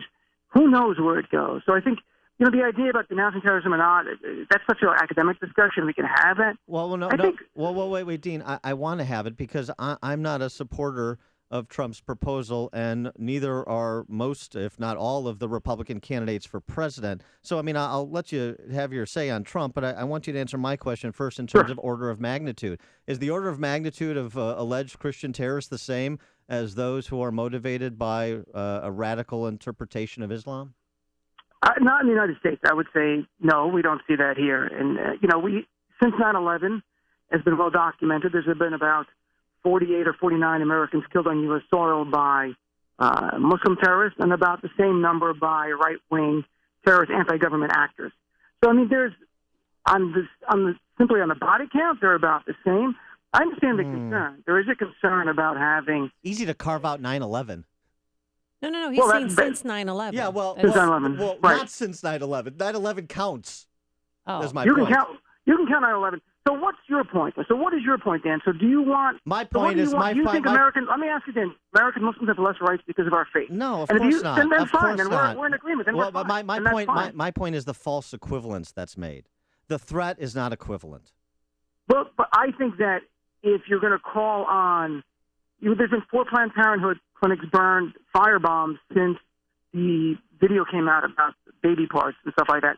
Those are by Christian radicals. We understand that. We understand that George Tiller was killed, abortion doctor killed by a Christian radical. We understand that 20% of abortion clinics have been the subject of violence. 20%. That's a lot. We don't understand. We don't understand any of that. We don't understand any of that. That's all. These are all facts. I don't have to tell you. Those are actually facts. But in any event, we don't have to talk about facts. What do you want to talk about? Tell me what you want to talk about. I wanted to ask you, because we got into this a little bit on Twitter. When you talked about President Obama, it's not Islam versus the West, but all of us versus ISIS. Right. Why don't more moderate Muslims gather together to denounce these atrocities, to denounce these mass shootings? I tried to get into the Muslim Prayer Center on Elston and to get their reaction, to interview somebody about, the Paris attacks, and nobody would talk to me. They even told me I was going through the wrong door. And that's fine. You may be going through. I have no idea what door you're going through. But why isn't there more outrage from the Muslim community? Well, There's where? a great deal of outrage. I saw a bunch of Muslims hugging people in Paris, and then they did that in San Bernardino. Hug a Muslim, people standing there with a sign, "I'm not a jihadist, I'm a loving person." Right. But isn't there something more you could do? What could be? Well, tell me what you would like. I would like a rally. I would like a million Muslim march at Washington, D.C. saying I wouldn't. We're 5 million, about 5 million in this country. So that means 20% almost 20% of our entire population has to travel to there. And say we got 1 million. Would you then, and Fox News, everyone pledge never again to say, how come we don't hear moderate Muslims denounce terrorism? Would that be the end of it? Once and for good? No, but I'm asking, would that end it? I don't know. I can't speak on behalf of Fox News. Here's what would end it. The media allowing Muslim Americans to be a regular part of the conversation. I appreciate you guys having me on to do that. And I appreciate CNN and even Fox News. They do have Muslims on. But we're not a regular part of American media landscape. Every time there's a terror attack that happens to be perpetrated by a Muslim, I can assure you Muslim groups, they're having press conferences, they're sending out press releases, they're doing little rallies here and there. We just saw one with Shia Muslims I just read about. If we could be a regular part of the media, then we can define who we are. Because just saying we're not terrorists doesn't tell you what we are about. It doesn't tell you that we're about charity and helping people in need. It doesn't tell you that we're comedians and doctors and lawyers and members of our government and cab drivers and deli workers. I think to me it's more important to define who we are affirmatively. So then when you see a terrorist attack, you know that's the exception. When I saw the Planned Parenthood guy, I didn't think that was Christianity. Yeah. I don't care he's Christian. I don't care that he believes he's doing it. To me, that man is the exception to the Christians I know, because I know what Christianity is about. But most people don't know what Islam is about. So we're defined by the words. Let me ask you a question. Is what motivates radical Islamic terrorists, is it a radical eschatological interpretation of Islam, or is it people like me saying radical Islamic terrorists? I think it has nothing to do with the words we're saying radical Islam. The concern there is the idea that we're saying that Islam is a part of it, but that's such an academic discussion. I love the people in the right go, President Obama wants to radical Islam. As if the guys that I used to go, he said radical Islam. Mahmoud, shut it down. We're going home. Well, it's such a joke. It's such a joke. But here's the thing. Here's the joke. I've talked to experts about what makes people join ISIS. 56 were arrested this year. I talked to Seamus, I think it's Henry from George Washington Extremism Report. They did it this week. It's on my Sirius XM radio show on Saturday. Talked to numerous people about that. ISIS tailors their sales pitch to each person. That's what makes it more troubling for all of us and more challenging. Sometimes it's about Islam. Sometimes it's about grievances about foreign policy. Sometimes it's about showing them pictures of Muslims who have been killed by drone strikes or U.S. fighter bombers or Western, jets, aircraft. That stuff, that's more real. We have to have a coherent response to when they show a Muslim an image of Muslim women or children killed by Western airstrikes. What's our response? We need a coherent response to make it clear that was not intentional. We didn't intend to kill your people. It's part of a fog of war. It's collateral damage. Whatever we want to do, we don't have an answer to that. Yeah, That's but my problem is on the left and the policy of this administration, and I'm not saying you're a supporter, but this is my interpretation of this administration, is everything we do must be couched in a concern that we're going to offend some segment of the 1.6 billion Muslims worldwide. And because wait a second. What is the phrase we hear over and over again? Everything that is said by conservative candidates, excluding Trump, because he's not a conservative, number one, but everything that's said is you're doing exactly what they want them to do. It seems to me the only thing that they don't want us to do is surrender, according to the left. I don't know. Senator Lindsey Graham, I was just on CNN 7 minutes ago. Senator Lindsey Graham was on right before me. Senator Lindsey Graham said Donald Trump's words and the ideas of tying all Muslims to the acts of radicals put our troops at risk. I'm not an expert. Senator Lindsey Graham is. He was just in the Middle East. He served our country valiantly and bravely. I have to defer to people like Senator Lindsey Graham, not the pundits on the right or the left to tell me other things. When Senator Lindsey Graham says somehow blurring the line between Islam and terrorism puts our troops at risk, I believe he's right. I can't tell you he's wrong. So I'm going to defer to Senator Lindsey Graham on that one. And I don't think he has a great sense of humor, by the way. Dean, he's a funny guy. Help me and other people real quick. Does the Quran say conform or die? Conform? No. There's no. One of the main tenets of Islam is there's no compulsion in Islam. The idea that convert or die to Islam is absolutely inherently wrong with Islam. That's not what our faith is about. Our religion is an Abrahamic faith. It's based on Judaism, Christianity. Jesus is a prophet to us, and that is very, very important. The Virgin Mary is very important. Abraham, one of the biggest holidays of Islam, is dealing with the sacrifice of Abraham. It's called Eid al-Adha. So our religion is based on Christianity and Judaism. Yes, you have people perverting it. You have people claiming they're doing acts in the name of it, and we're fighting against them. It's all of us against ISIS. Dividing us by faith is not only dangerous and morally wrong, it goes against everything we stand for as Americans. We're talking to Dean Obadiah. He's a comedian. He's also a contributor at thedailybeast.com. And Dean, I want to ask you about this piece that a gentleman named Majid Nawaz, I hope I'm pronouncing his name correctly, wrote in the Daily Beast, Why ISIS Just Loves Profiling. He says we shouldn't profile based on, the physical appearance. We should watch the behavior. Well, in San Bernardino, you had individuals who watched the behavior of those terrorist murderers, and they didn't report anything because they were afraid of being tagged as Islamophobes. How do you react to that? If anyone sees things that are objectively alarming, you should call the authorities. I don't care if it's the white nationalists, white supremacists like Dylan Roof posing with pictures of the Confederate flag and neo-Nazi stuff, or if it's a Muslim, or if it's an abortion bomber, or some radical, whatever radicals. I have no tolerance for Muslim terrorists. They make the life of Muslims in this country much, much more difficult, and they're defining our faith the wrong way. So if you think someone's a Muslim and you're calling the cops because they're brown, well, that's wrong. If they're doing things that are suspicious, call the police. There's nothing wrong with that. The other thing about the mom should have seen the signs. If you're not educated about what the signs are of radicalization, how would you know your son stops hanging out with other people, stops going to the mosque like that gunman did, and know that might be a sign of radicalization? We have to educate people across our nation, but within the Muslim community. And you see more of that now, Muslim leaders doing that, educating people within our community about the signs. But keep in mind, only 10 to 15% of Muslims go to the mosque. Most people are on their own, and so it's hard to reach them. All right, Dean Obadiah, a comedian, a Muslim comedian, a Muslim and a comedian. I don't know how you want to describe it. He is all of those things. He's also contributed to the Daily Beast, dailybeast.com. Dean, thanks so much for coming on. Appreciate it. Sure, thanks a lot. Nice chatting with you both. Take care. Thank you. And he joined us on our turnkey.pro answer line. There's only one radio show in Chicago talking about today's biggest stories and telling you what they really mean. That show is this one, Chicago's Morning Answer on AM 560, The Answer. Cloudy start to your day. We should have some sunshine by this afternoon, mild for this time of year. Average high 37. We're going to have 48 degrees today. And then tonight, a passing shower. And tomorrow, even warmer. Set up your tea times, folks. 50 degrees and a little hint for you. Saturday, it's going to be near 60. Travel times, any good news there? Here's Jim. Amy, thanks. Good morning. 8094 westbound jammed solid from the Indiana Toll Road to Chase. 2 right lanes remain blocked there after a truck fire and crash at the overpass at Chase. The good news there is that the interstate at least has reopened. Northbound I-65 is heavy from 61st Avenue to 8094. Aiden's Expressway inbound, looking at 30 minutes like Cook to Montrose outbound 26. The Kennedy, 50 minutes either way between O'Hare and downtown. The Eisenhower, an hour and 14 minutes. Thorndale to the post office. There was an earlier crash near 25th. 48 minutes from Manheim, outbound 56 to Thorndale. Stevenson, an hour and 6 minutes, 3:55 to Lakeshore Drive.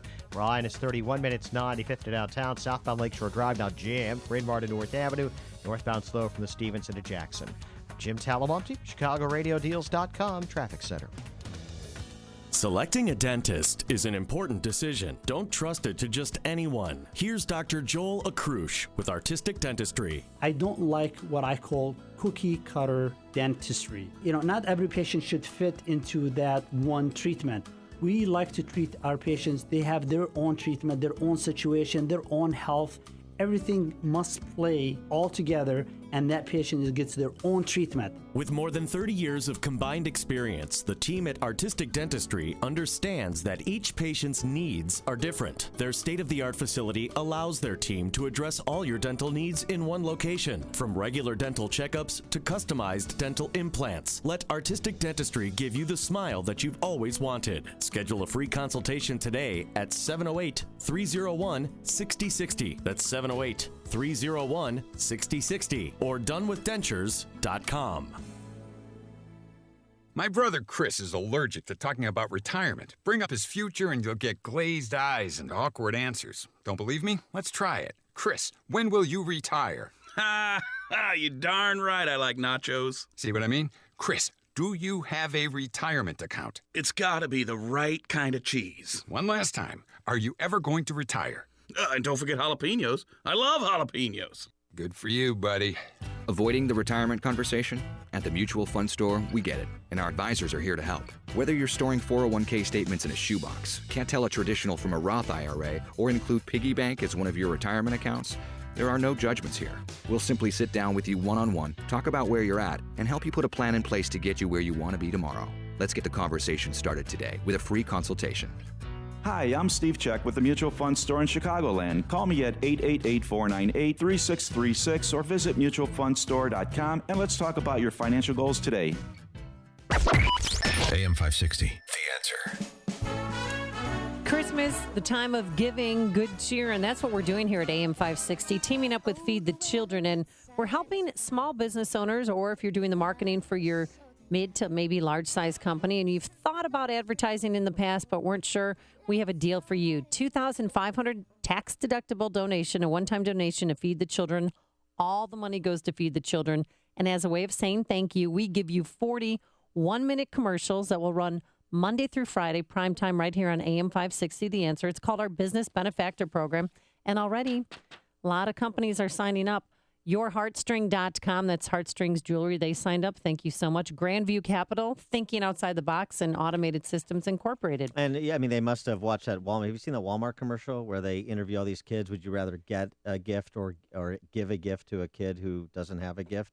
And 80% of children would rather give a gift than get a gift. That's sweet. So, and the children shall lead us, and so those corporate sponsors. Yes, and Michael Mann, if you want to become a part of our Business Benefactor Program, call Michael Mann. He's sitting in his office. He's waiting for your phone call. Do it today. Slots are filling up quickly. The number to call, 847-871-1527. Again, that's 847-871-1527. And now, a moment of objectivism with your Ron Brook and the Ayn Rand Institute. Free speech is under attack. After the massacre of Charlie Hebdo in Paris, the intimidation of Sony Pictures over the interview, and the attacks on American soil in Garland, Texas, it's clear that standing up for free speech is more important now than ever. In a growing climate of self-censorship in America, Islamic totalitarianism is just one of the threats to free speech today. Our understanding of free speech and its importance is vital to our willingness to defend it. Visit ARIradio.com to find out what free speech really means and why anyone who values freedom must stand up for the right to free speech. From the Ayn Rand Institute, I'm Ron Brook. This has been A Moment of Objectivism from the Ayn Rand Institute. To learn more, listen to The Yaron Brooks Show, Saturdays at 4 on AM 560, and visit ariradio.com.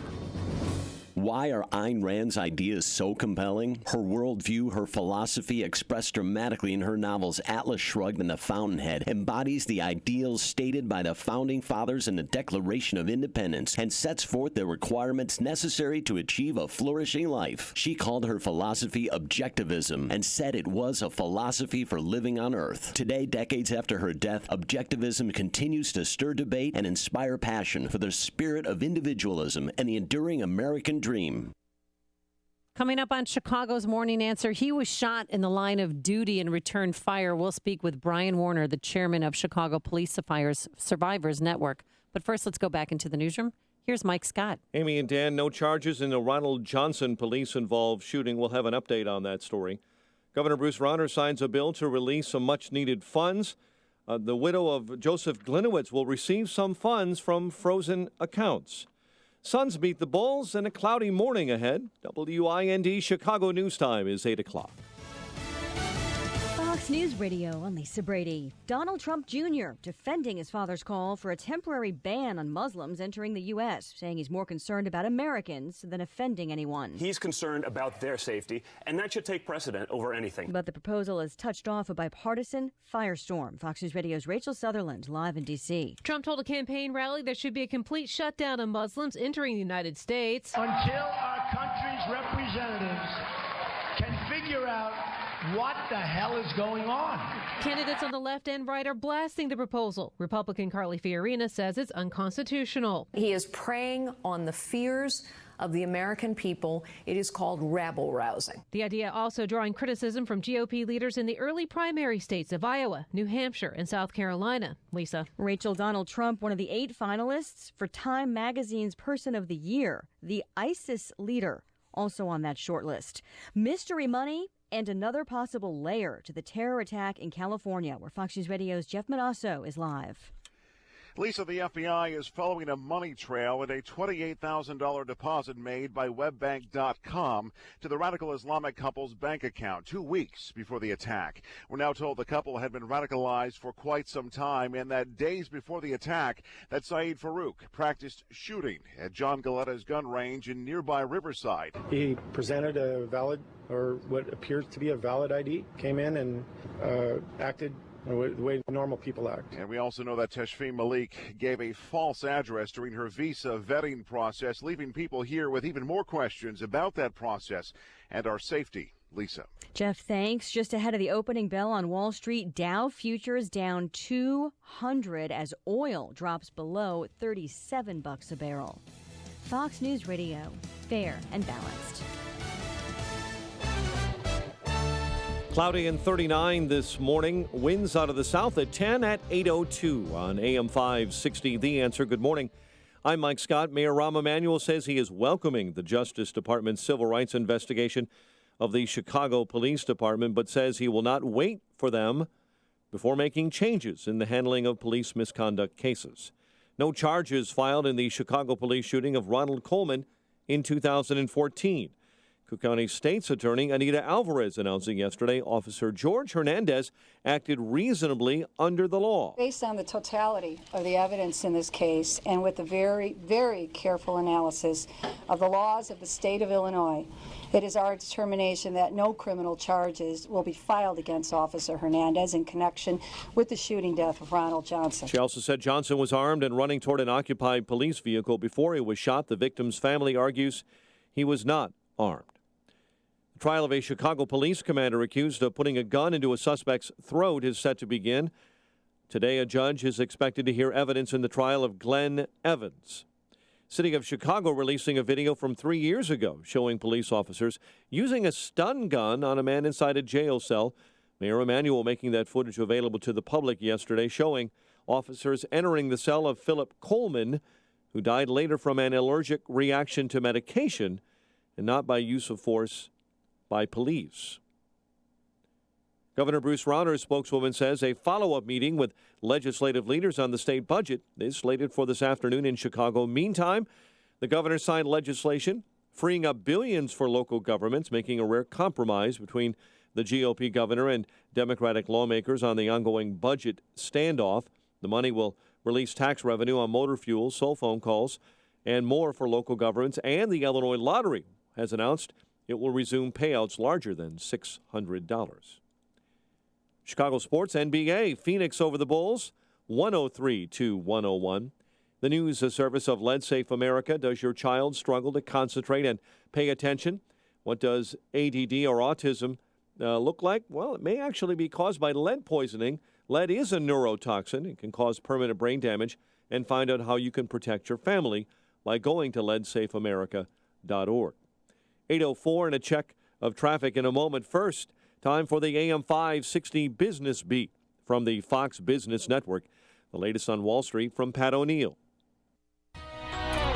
From the Fox Business Network, Wall Street bracing for a lower opening following yesterday's declines. Asian markets lower today after downbeat news on Chinese trade. One stock to keep an eye on today, Toll Brothers. The luxury home builder reported quarterly profit that missed expectations. On the economic front today, the Labor Department reports on job openings and labor turnover for October. In September, companies advertised more job openings, but hiring remained flat. Workers at Trump International Hotel, the Las Vegas property owned by Republican presidential hopeful Donald Trump, have narrowly voted to unionize. It covers full-time, part-time, and on-call employees. And LeBron James has signed a lifetime contract with Nike.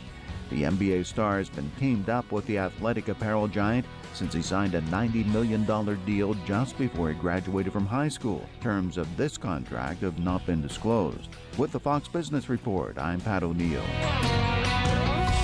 8:05 and a check of traffic and weather on the way next on AM 560.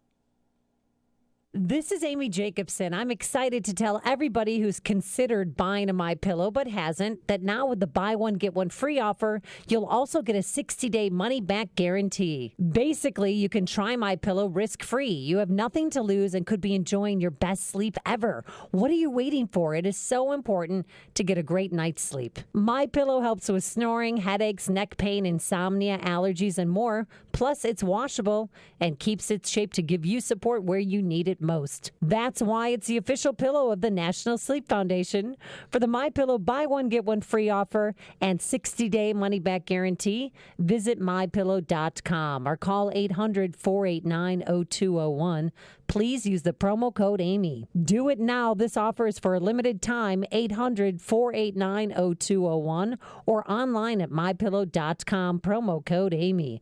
800-489-0201. James, the half-brother of Jesus and writer of one of the most practical books in the New Testament. 2,000 years later, his letter is as relevant as the morning's news. Why? Because in his 108 verses is a sort of code, a James Code, that outlines how we put faith into action. The James Code by best-selling author O.S. Hawkins offers 52 scripture principles to help Christians practice the faith we proclaim. The James Code is the perfect Christmas gift and is available everywhere books are sold. Do you have a retirement account? Is it likely to go up 60% or down 60%? Wake up. Low interest rates support the market, and it won't last forever. It's time to hedge with solid gold. You will regret not doing so in the next market crash. Do it right. Don't pay a setup and storage fee. Discover how. Call Goldworth. Request the IRA guide free. Call 800-257-GOLD. 800-257-GOLD. Visit goldworth.com. I know you've heard the IRS has the right to freeze your assets, garnish your wages. Good news is they can also give you a way out called the Fresh Start Initiative, a tax debt compromise program designed to save you serious money. Optima is the nation's leading tax resolution firm. Over 300 professionals to help ensure you pay the minimum, not a penny more. Thousands call every month. You can call right now. Optima. That's Latin for cut me some slack. Call 800-467-2766. 800-467-2766. Optima Tax Relief. 8:08 in our ChicagoRadioDeals.com traffic center. Here is Jim Telemonte. Like 8094 westbound is jammed from the Indiana Toll Road to the Chase Street overpass, which is the site of an earlier truck crash and fire. Two right lanes are closed there on westbound 8094. The Indiana Toll Road is fine. It's an alternate. Northbound I-65 has delays. 61st Avenue to 8094.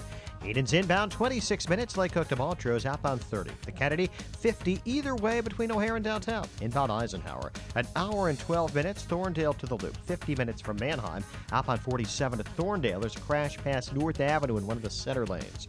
Bound Stevenson an hour and 4 minutes. 355 to Lakeshore Drive. Outbound 44 minutes.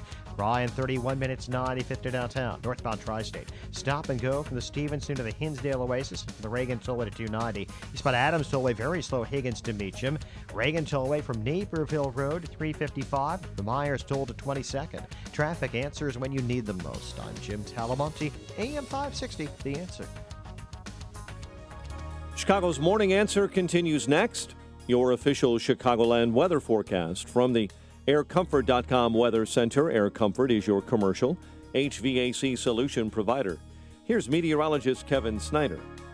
Areas of fog this morning. Otherwise, today it will be turning mild with intervals of clouds and sunshine with a high of 48.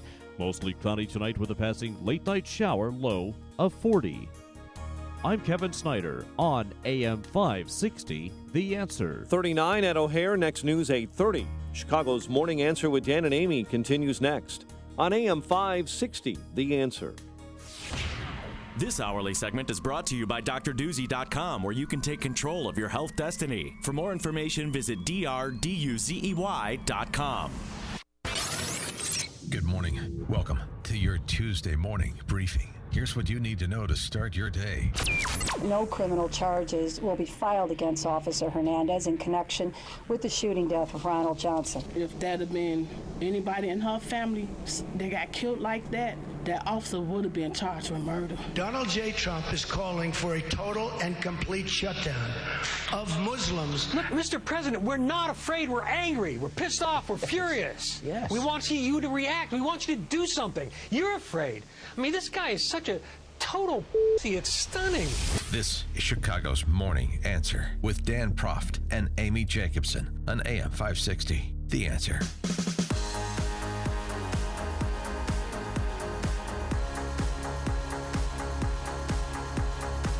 Good morning, Dan and Amy. That offering from Ralph Peters really is an instant classic. Your face lights up every time you hear that. Yeah, every time he says that, an angel gets its wings. Oh, stop. Interesting. Our next guest, a gentleman named Brian Warner. He's the founder and chairman of a group called Chicago Police Survivors. We've come to be much more knowledgeable about the impact of post-traumatic stress on our soldiers, right? This is something that wasn't even diagnosed until the late 70s, early 80s. You go back, a great documentary, by the way, if you want to understand the impact of post-traumatic stress on our soldiers going back to the Civil War, a documentary called War Torn. And former Army Chief of Staff Peter Chiarelli is doing great work in this area. This is for our soldiers. Well, Brian Warner is doing the same thing for police officers, specifically Chicago police officers. He was an 18-year veteran of the Chicago Police Department who was shot in the line of duty. He and his partner returned fire, killing the offender. This is back in February of 2011. And Brian recounts on his website, ChicagoPoliceSurvivors.com, that he struggled in his return to work and sought help to deal with the incident where he was diagnosed with PTSD. And from this experience, he decided to found this organization that helps officers deal with the violence they see and experience on the streets of Chicago. And it seems like a good time to have a conversation with him, given the conversation we're having about police in the city of Chicago. Brian Warner joins us now. Mr. Warner, thanks so much for joining us. Appreciate it. Morning, Dan. Good morning, Amy. How are you? Thank you for having me. Thank you. And so how have you viewed the public discussion about the Chicago Police Department in light of the Laquan McDonald and Ronnie Johnson cases? It's unfortunate that we have so many people that try and eliminate the human element of it. When an officer takes a life, it's traumatic for the officer, it's traumatic for everybody involved, and the Monday morning quarterbacking and the placing of guilt before the facts are even known just add to the officer's anxiety and to all the emotion he's going through. And then there's so many self-serving ministers and agitators out there that add, and then the rest of the narrative from the communities that the police are the problem here is just so misplaced. Well, Brian, let's start with the Jason Van Dyke shooting. Did he follow police protocol? I don't. I've said this numerous times, and I'll repeat it again for you. He did not violate any police protocol. He did not violate any state statutes. Actually, a lot of people are not happy with the outcome. It's a tragic ending, to a tragic life. Unfortunately, Mr. McDonald's family failed him. The system failed him. And it's a tragic end, and all that failure is being placed on Officer Van Dyke. You have an armed assailant on drugs, refusing repeated commands by the police to drop the weapon, and he's a danger to the officers there. Within the 21 feet rule that the police guidelines say that if an assailant has a knife and you're within 21 feet of them, you have the right to use deadly force. He's heading for a strip mall where there's other citizens. If he does not act, it is his sworn duty to protect those people at that mall and his fellow officers. If he perceives a threat, which from his perspective he does, he has every right to use that deadly force. Brian, we had Dean Angelos on, who's the president of Chicago FOP Lodge 7, as you know. Mm-hmm. And we were talking about is there some kind of problem in the Chicago Police Department, systemic problem, because this is the phrase that's used. And he wouldn't go so far as to say that, but he did admit, he said, look, I'm not going to lie to you because I don't lie. He said, are there bad cops who have been put back on the street? He said yes. And he talked about the process that's outlined in the collective bargaining agreement and so forth. Well, I understand nothing is fail-safe, but if there's a process where even the FOP Lodge president says bad cops are sometimes put back on the street, isn't it legitimate for the public to say there needs to be an examination of this? Oh, I agree. I agree with Dean wholeheartedly that there are failures and there are things that need to be fixed within the administration. But for the politicians and the ministers and the community to place all the blame on the police is a bad move, because we have to be in the front line of helping the people. We are the ones out there every day. Mm-hmm. We are the ones showing up to the calls of domestic violence and being the marriage counselors. We are the ones that are helping people with mental illness, trying to get them the help they need. We are the ones that are taking the 3,000 guns that we take off the street every year. I've said this as well. I can't believe there are not more shootings, police-involved shootings. When you have to take 3,000 guns off the street, these people the police are not driving down the street and people are saying, hey, officer, here's a weapon. We're recovering those guns in dangerous search warrants that involve those situations, chasing guys down dark alleys and over fences to get those guns. And you had mentioned that you take more guns off the streets than California and New York combined. Is that true? Correct. We have an epidemic of guns. It's the Wild West in a lot of communities. You have people that'll shoot another person before they'll even try to do any conflict resolution. Then you have social media where it used to be a gang would tag a wall and the other gang would tag, closer, and you have a rift between the two. Now social media, some guy calls another guy out and then they go and do a drive-by. They miss their intended target. Some poor child gets hit, and there's no screaming or yelling about this. With Michael Flager and all the other Jesse Jackson will go over to Michigan Avenue and grandstand and scream and yell and accomplish nothing. Why don't they take those same hundreds of people and go shut down one of the open-air drug markets on the west side and say, hey, this is our community. Get the hell out of here. We want our streets back. We're talking to Brian Warner. He's the founder and chairman of Chicago Police Survivors, ChicagoPoliceSurvivors.com, also an 18-year veteran of the Chicago Police Department. I want to talk about this piece of it a little bit, the PTSD that you suffered from and that other officers you work with suffered from. How does that manifest itself? Is it very similar to the PTSD that's been more widely reported that U.S. soldiers suffer from, many of them? It is, because what we have, sometimes it's systemic. I mean, it's a growth process. I mean, you see something, you show up and you see your first dead baby as a recruit. That's awful. How am I going to process it? Unfortunately, we don't have a lot of resources, and we're trying to get those resources better well known. Our EAP is one resource, our employee assistance, our chaplains ministry does a wonderful job. Survivors are trying to be the conduit to those other organizations to say, hey, you see awful things as a police officer. You're expected to be robotic and not process these things. And that's unfortunate that we set people up for that. One of the comparisons I've heard with post-traumatic stress is in the police academy, you train somebody to run a 5K race, and then you put them in a marathon. You have to actually give them the tools and say it's okay to ask for the help when things get so overwhelming. And in your case, you were shot in the back, and then you and your partner returned fire and killed the suspect. The suspect's family at first pretty much was on your side and defended what you did, and then they changed. So tell us what happened. The media reached out to one of the family members that the night of the shooting, and the family member was very honest and said, our relative had mental illness. He was self-medicating. It doesn't surprise us. We had to move our mother away because he would go to our mother's house and steal her belongings and buy drugs with that money. So he went on record saying that. Then overnight, Johnny Cochran's law firm reaches out to him and says, "No, it's not your fault. It's nobody's fault but the police's fault that your loved one's dead." So the cottage industry of lawsuits in the city not being good stewards of our tax dollars and just handing these monies out, saying, "Oh, it'll be cheaper to pay out." You have law firms, 4 or 5 law firms out there that file motions each month to preserve evidence and try and piggyback on other lawsuits like what's happening with the Van Dyke and Hernandez situation currently. So what do you think about the $5 million payout to Laquan McDonald's mother? I don't want to get too personal with it, but from what I was told, that he was estranged from his mother. He was in and out of homes. If anybody should get that money, they should have given it the $5 million to the organization that took him in and was trying to give him a better life. That's good. And then what about Officer George Hernandez? Have you spoken with him? I have, and again, it's an awful situation. He's reeling from the fact that he had to take a life in the line of duty, and then being second-guessed by the administration and being, persecuted in the media and all these ministers marching and chanting that he's done something wrong. When if you look at the facts, now they finally come out or partially come out, he hasn't had his day in court, or there won't be a day in court, fortunately.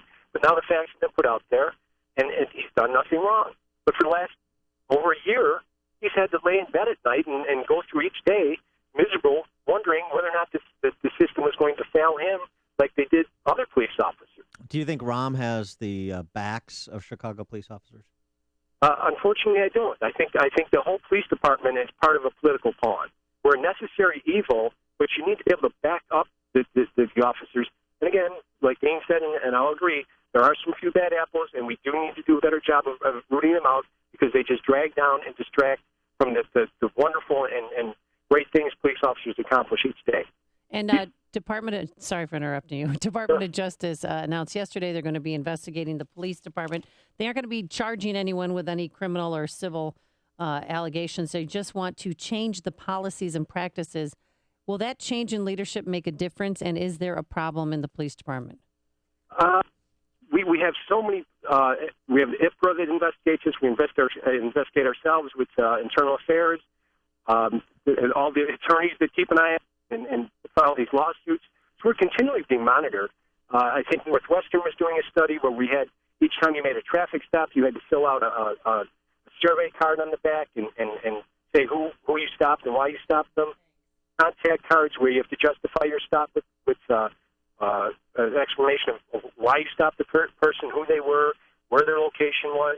And there's so many things in place, and they collect all this data.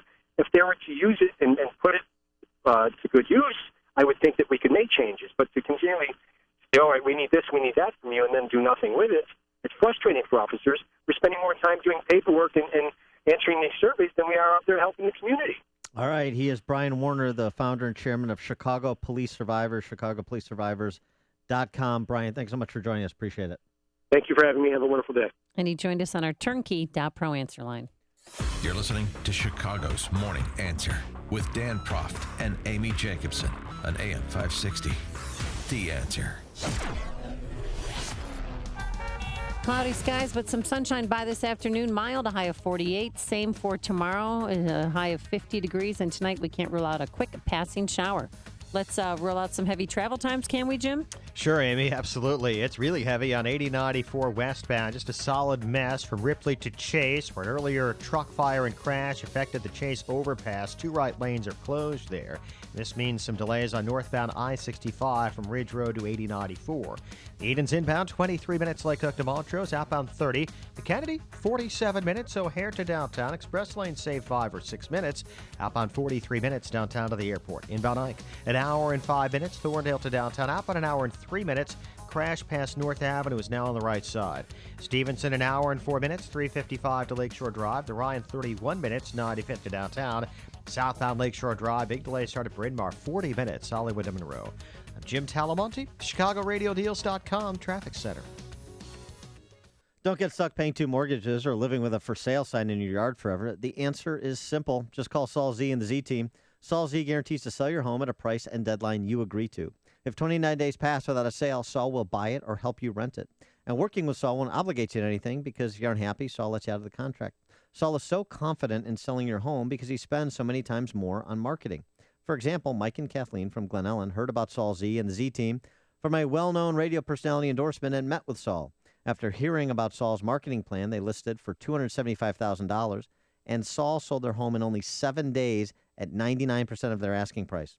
The Wall Street Journal ranks Saul number 106 out of 1.2 million agents in the country because his team sells an average of over 300 homes a year as compared to only 5 or 6 for the average agent.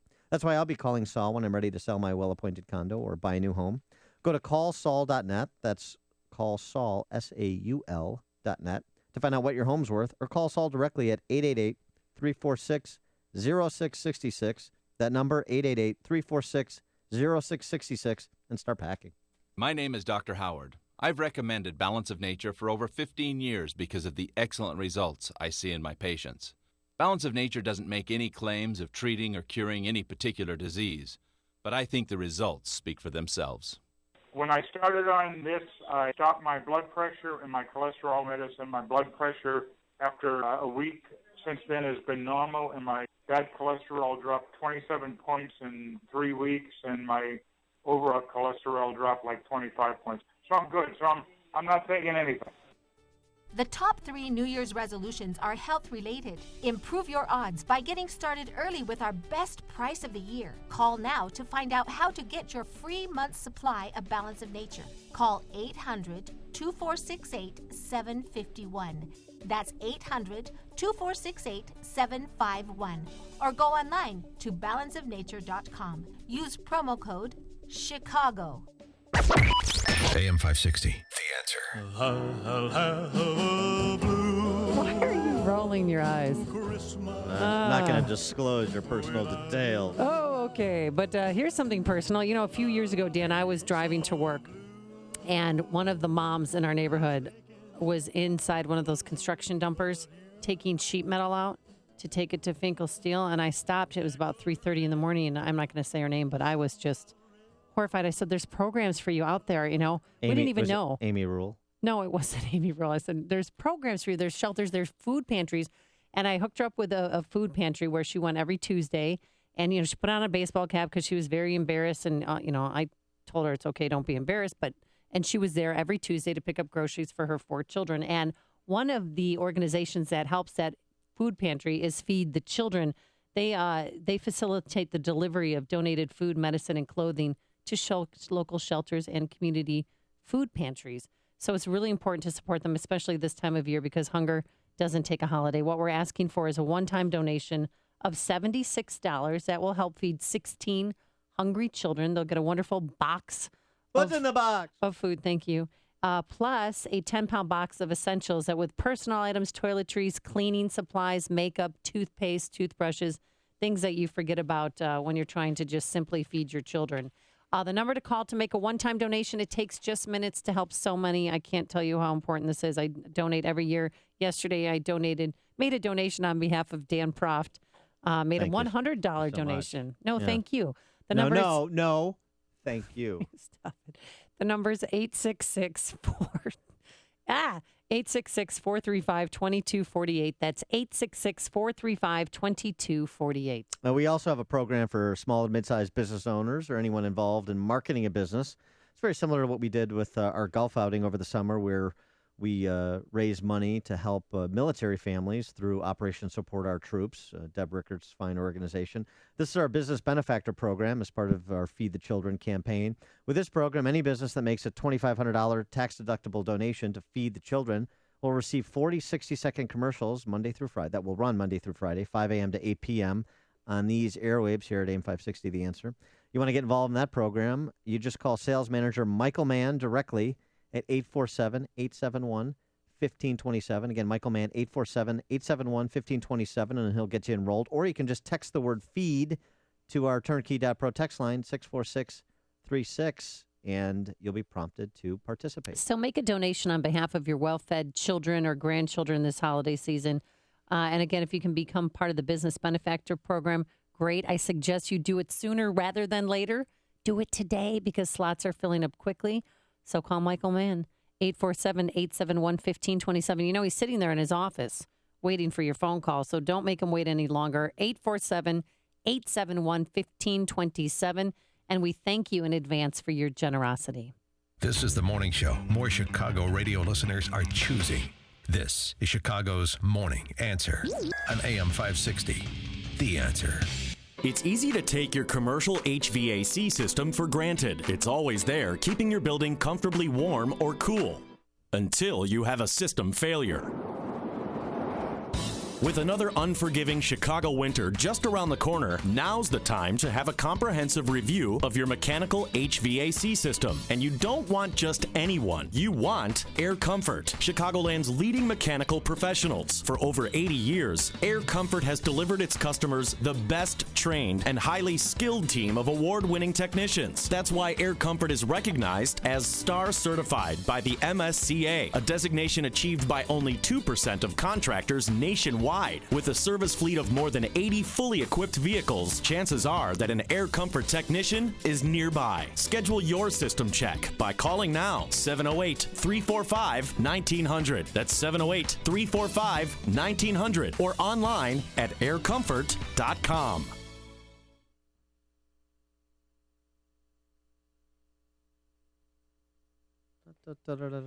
You've heard me talking about the new website, upstream-ideas.com. If you haven't checked it out yet, you're missing thoughtful, expository content you won't find anywhere else from those who operate in the political and policy arenas. Each week, you can watch the latest episode of Against the Current. That's our long-form interview series with policymakers and opinion leaders. This week, author Bethany McLean, she wrote Smartest Guys in the Room about the Enron collapse. She's got a new book talking about the housing market and where Fannie and Freddie stand 7 years after the bubble burst. You can also watch Illinois by the Numbers, our video series that breaks down Illinois one number at a time to explain what the policy challenges are, why we have them, and what we can do about them. This week, the number 97 in advance of tomorrow's Chicago Teacher Union strike vote. And you can check out highlights from each Sunday's Illinois Rising, which tackles state and local politics and policy with deep thinkers from the Illinois Policy Institute and Illinois Opportunity Project. At Upstream Ideas, questions are asked that don't get asked anywhere else. Points of view are heard that are not heard anywhere else. No sacred cows, no punches pulled. It's all at upstream-ideas.com. AM 560, The Answer. And coming up on your Chicago Morning Answer, Dr. Zahudi Jasser, he's the founder and president of the American Islamic Forum for Democracy. Where are those moderate Muslim voices, you ask? We'll talk to one at 8:38. But first, let's go back into the newsroom and say hello once again to Mike Scott. Little fog, cloudy skies. 8:31, Republican presidential candidate Donald Trump standing by his proposal this morning for a total and complete shutdown of Muslims entering the United States. We can take it sitting back. You will have many more World Trade Centers. It'll only get worse. Trump on CNN this morning. Last night in South Carolina, Trump saying the U.S. also needs a way to crack down on the online activities of ISIS. We have to do something. We have to go see Bill Gates and a lot of different people that really understand what's happening. We have to talk to them, maybe in certain areas, closing that internet up in some way. The FBI questioning the man who bought 2 military-style rifles used in the San Bernardino shooting. Agents are talking with Enrique Marquez Jr. Canadian authorities are investigating a threat that forced an Air France flight to make an emergency landing Monday night. The flight took off from San Francisco, bound for Paris. It landed with no problems after being diverted to Montreal. Court observers believe the prosecution could soon wrap up its case in the trial of William Porter, the first of 6 Baltimore officers to face charges in the death of Freddie Gray. Schools are closed, factories suspended operations, and there are major restrictions on traffic in Beijing, China. They've issued another red alert for smog. A flood watch in effect for much of northwest Oregon and southwest Washington through Thursday afternoon. Some streets in Portland were turned into rivers on Monday. Chicago Mayor Rahm Emanuel welcomes the Justice Department's civil rights investigation of the Chicago Police Department. Meantime, There will be no charges filed in the Chicago police shooting of Ronald Johnson in 2014. Cook County State's Attorney Anita Alvarez made that announcement yesterday. Chicago sports. Last night, Bulls fell to Phoenix on a last-second tip-in, 103-101. Jimmy Butler had 19, Pau Gasol 22 in the Phoenix win over the Bulls. The news service of Stand Up to Cancer and a check of traffic and weather on the way next on AM 560.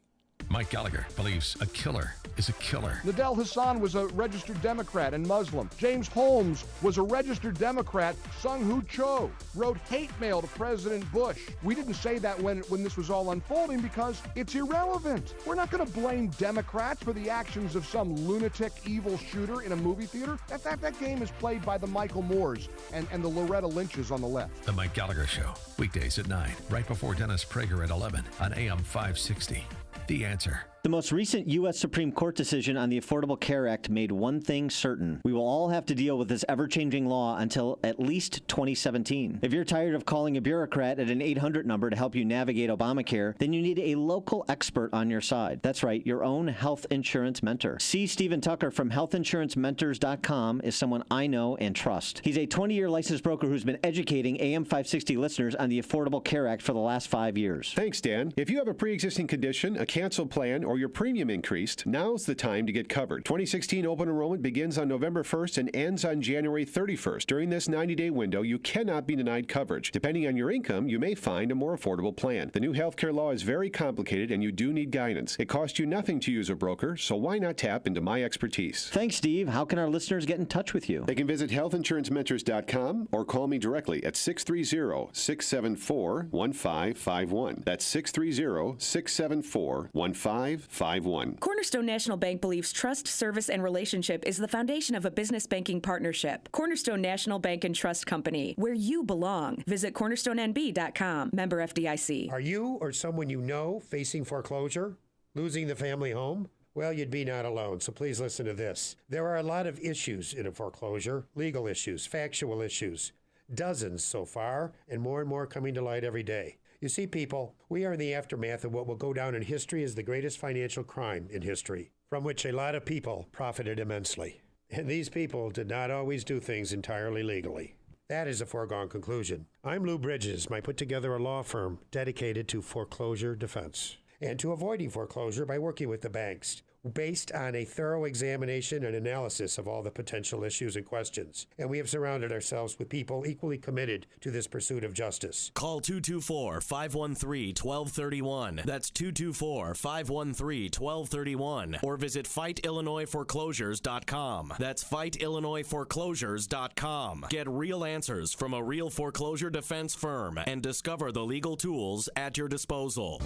A great smile can make you feel happy and confident. So when you consciously conserve your teeth, that glowing smile will show through. At Best Dental Group, Doctors Economos, Gavalis, Joshi, and their staff are ready to help you create that perfect look or maintain the one you have now. Along with general dentistry, Best Dental Group is a multidisciplined practice with an orthodontist, periodontist, and prosthetic specialists on site. They use the newest breakthroughs in dental technology, such as titanium implants, Invisalign clear braces, and laser treatments. Don't let fear get in the way. They can recommend sedation to make your experience as comfortable as possible. Best Dental Group is located in historic downtown Bartlett and is a multilingual office. Call 630-830-4930. That's 630-830-4930. Or visit bestdental.org. Best Dental Group, sharing your conservative values and helping you to conserve your teeth.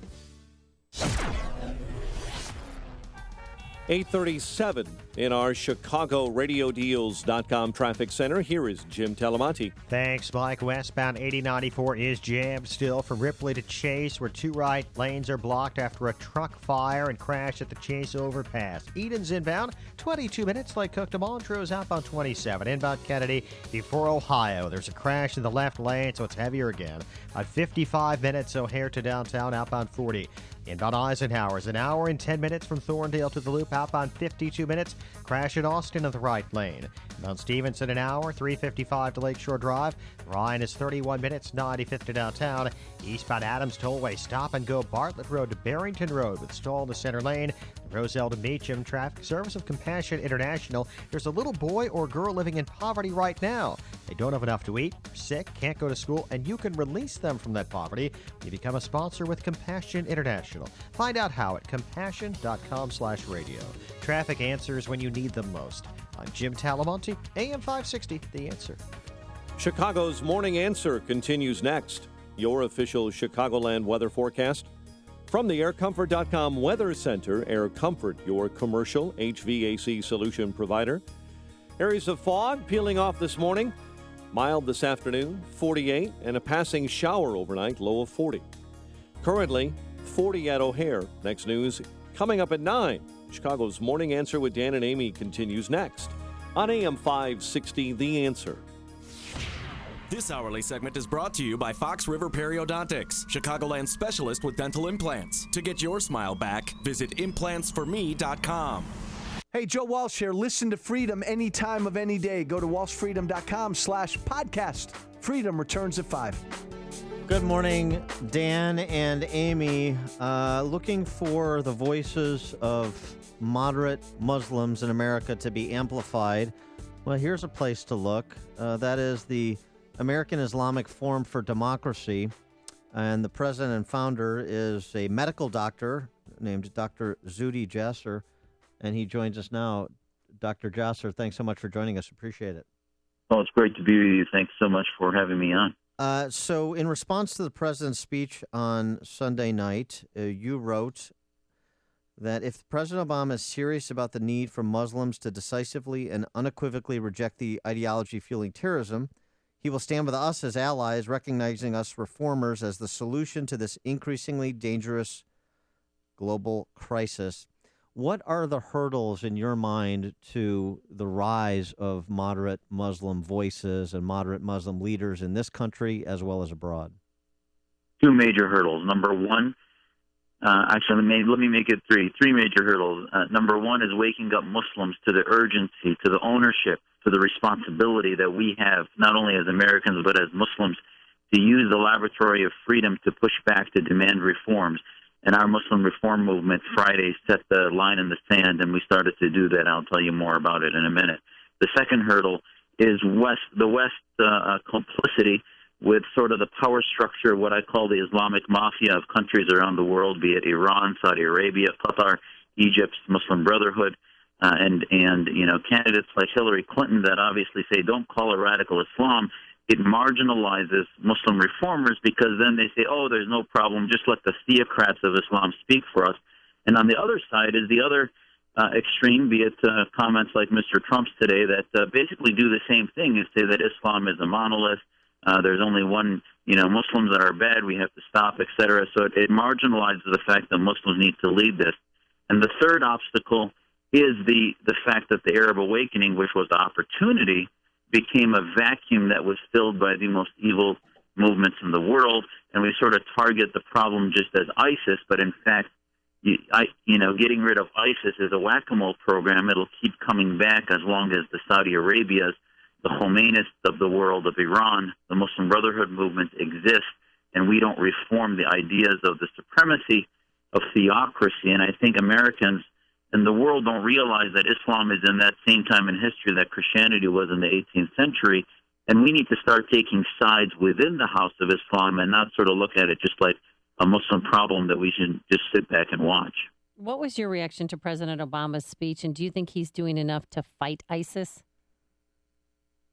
Certainly, I've always felt he's not, but the speech finally started to use the term terrorism. He had some cognitive dissonance in that on the one hand, he said this is not Islam, and on the other hand, he said, but this is a problem Muslims need to solve. So certainly ISIS-type militancy is not the Islam I teach my children, and that I practiced as a naval officer for 11 years, and I'm running this organization trying to move towards reform. However, if he doesn't enable Muslim reformers, and as long as he continues to sort of use the talking points of Islamist movements that don't want America to get into the war of ideas between liberty and theocracy, he will not solve the problem. And I think the leader of the free world needs to look at American roots, which was a country founded on the battle against theocracy. So we're not expecting Americans to become experts in Islamic theology. However, the longer we don't call it Islamism, the longer we don't realize that a strategy, it's important to call it that, because a strategy for reform in Syria and Saudi Arabia and Iran,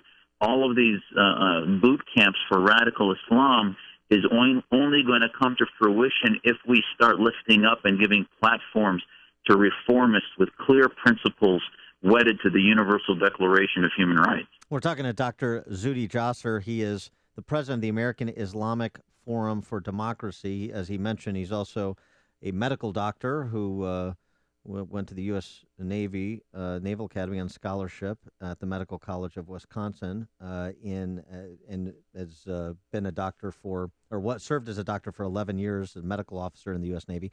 Dr. Jasser, the other thing that you point out that I think is really important, and it's under-discussed, you suggest the root of the root in terms of the problem is political Islam. And there seems to me an important distinction to be made between Islam, the religion, and Islam as a system of political governance, and it's the latter where we need to focus. Thank you so much for lifting that idea up. You know, think of the Cold War when we were fighting the Soviets. Imagine if Americans didn't realize the connection between communist parties in Central America, in Europe, all over the world, and their sympathy for the Soviets. Many of them may not have been part of the Soviet imperialist war machine, but yet communist ideology was central to that. And the only difference, for example, between the Saudi royal family's Petro-Islam and Islamist movements of the Muslim Brotherhood is they use the same oxygen, which is that their identity that they feel that their state should have is not one based in equal rights for every individual under God and in a free society where minorities have rights and individuals have rights, but rather they feel the oxygen of their government and legal system should be Islamic law.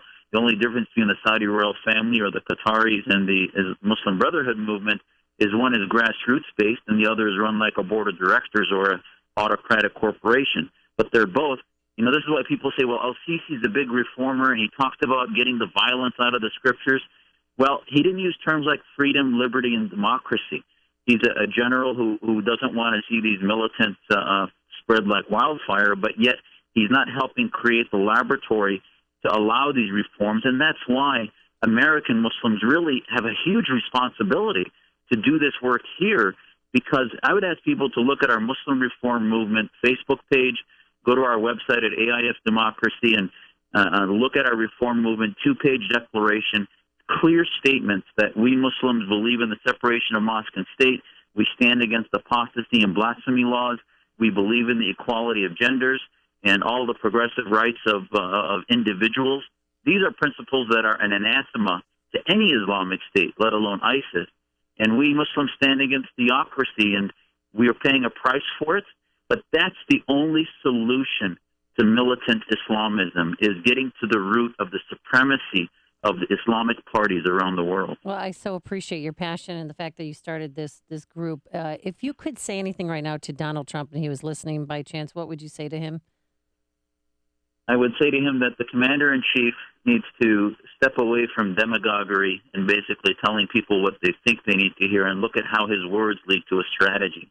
And that ultimately, if you love Muslims, which he patronizingly said on, I think, MSNBC this morning, then tough love employs the fact that you need to help us walk to where we need to go. Many of us serve in the military, serve in Homeland Security, and realize we have a huge problem.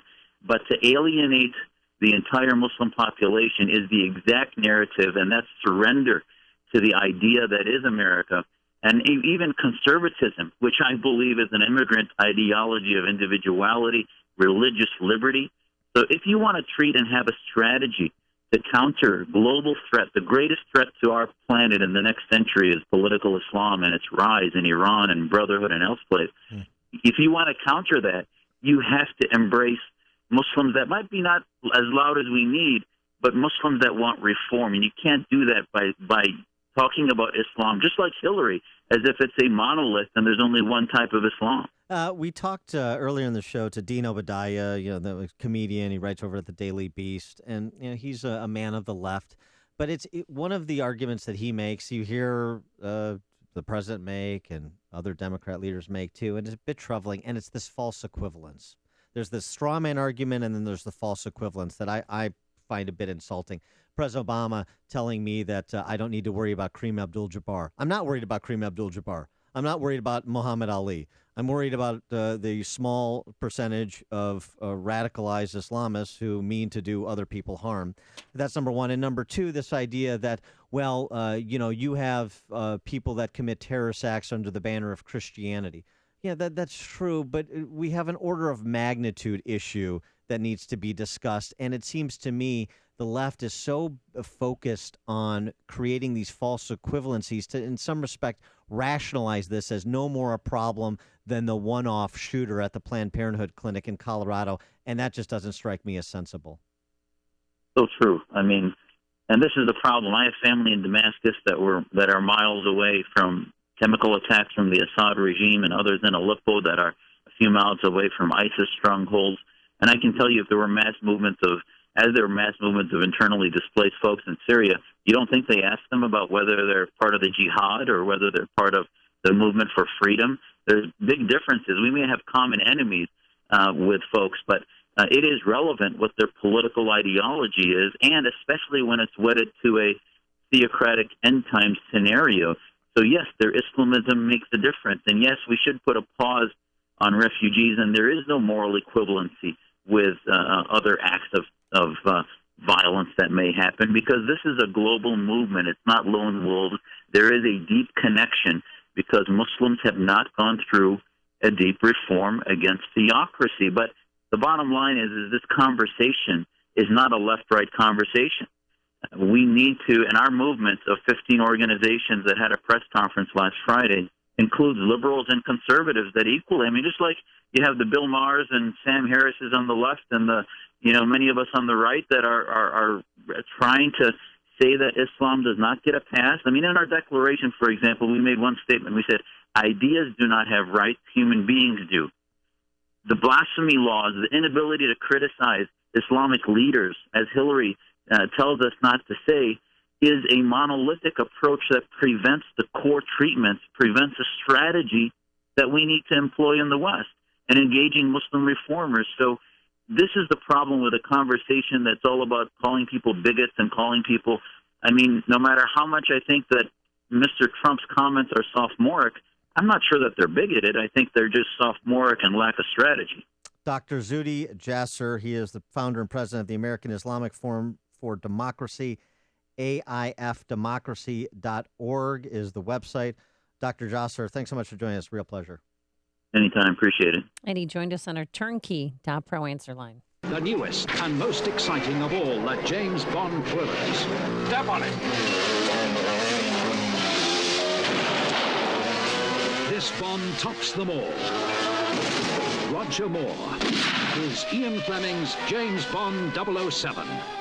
In Obama-C. Racing across the screen with thrills and excitement. Actions speak louder than words.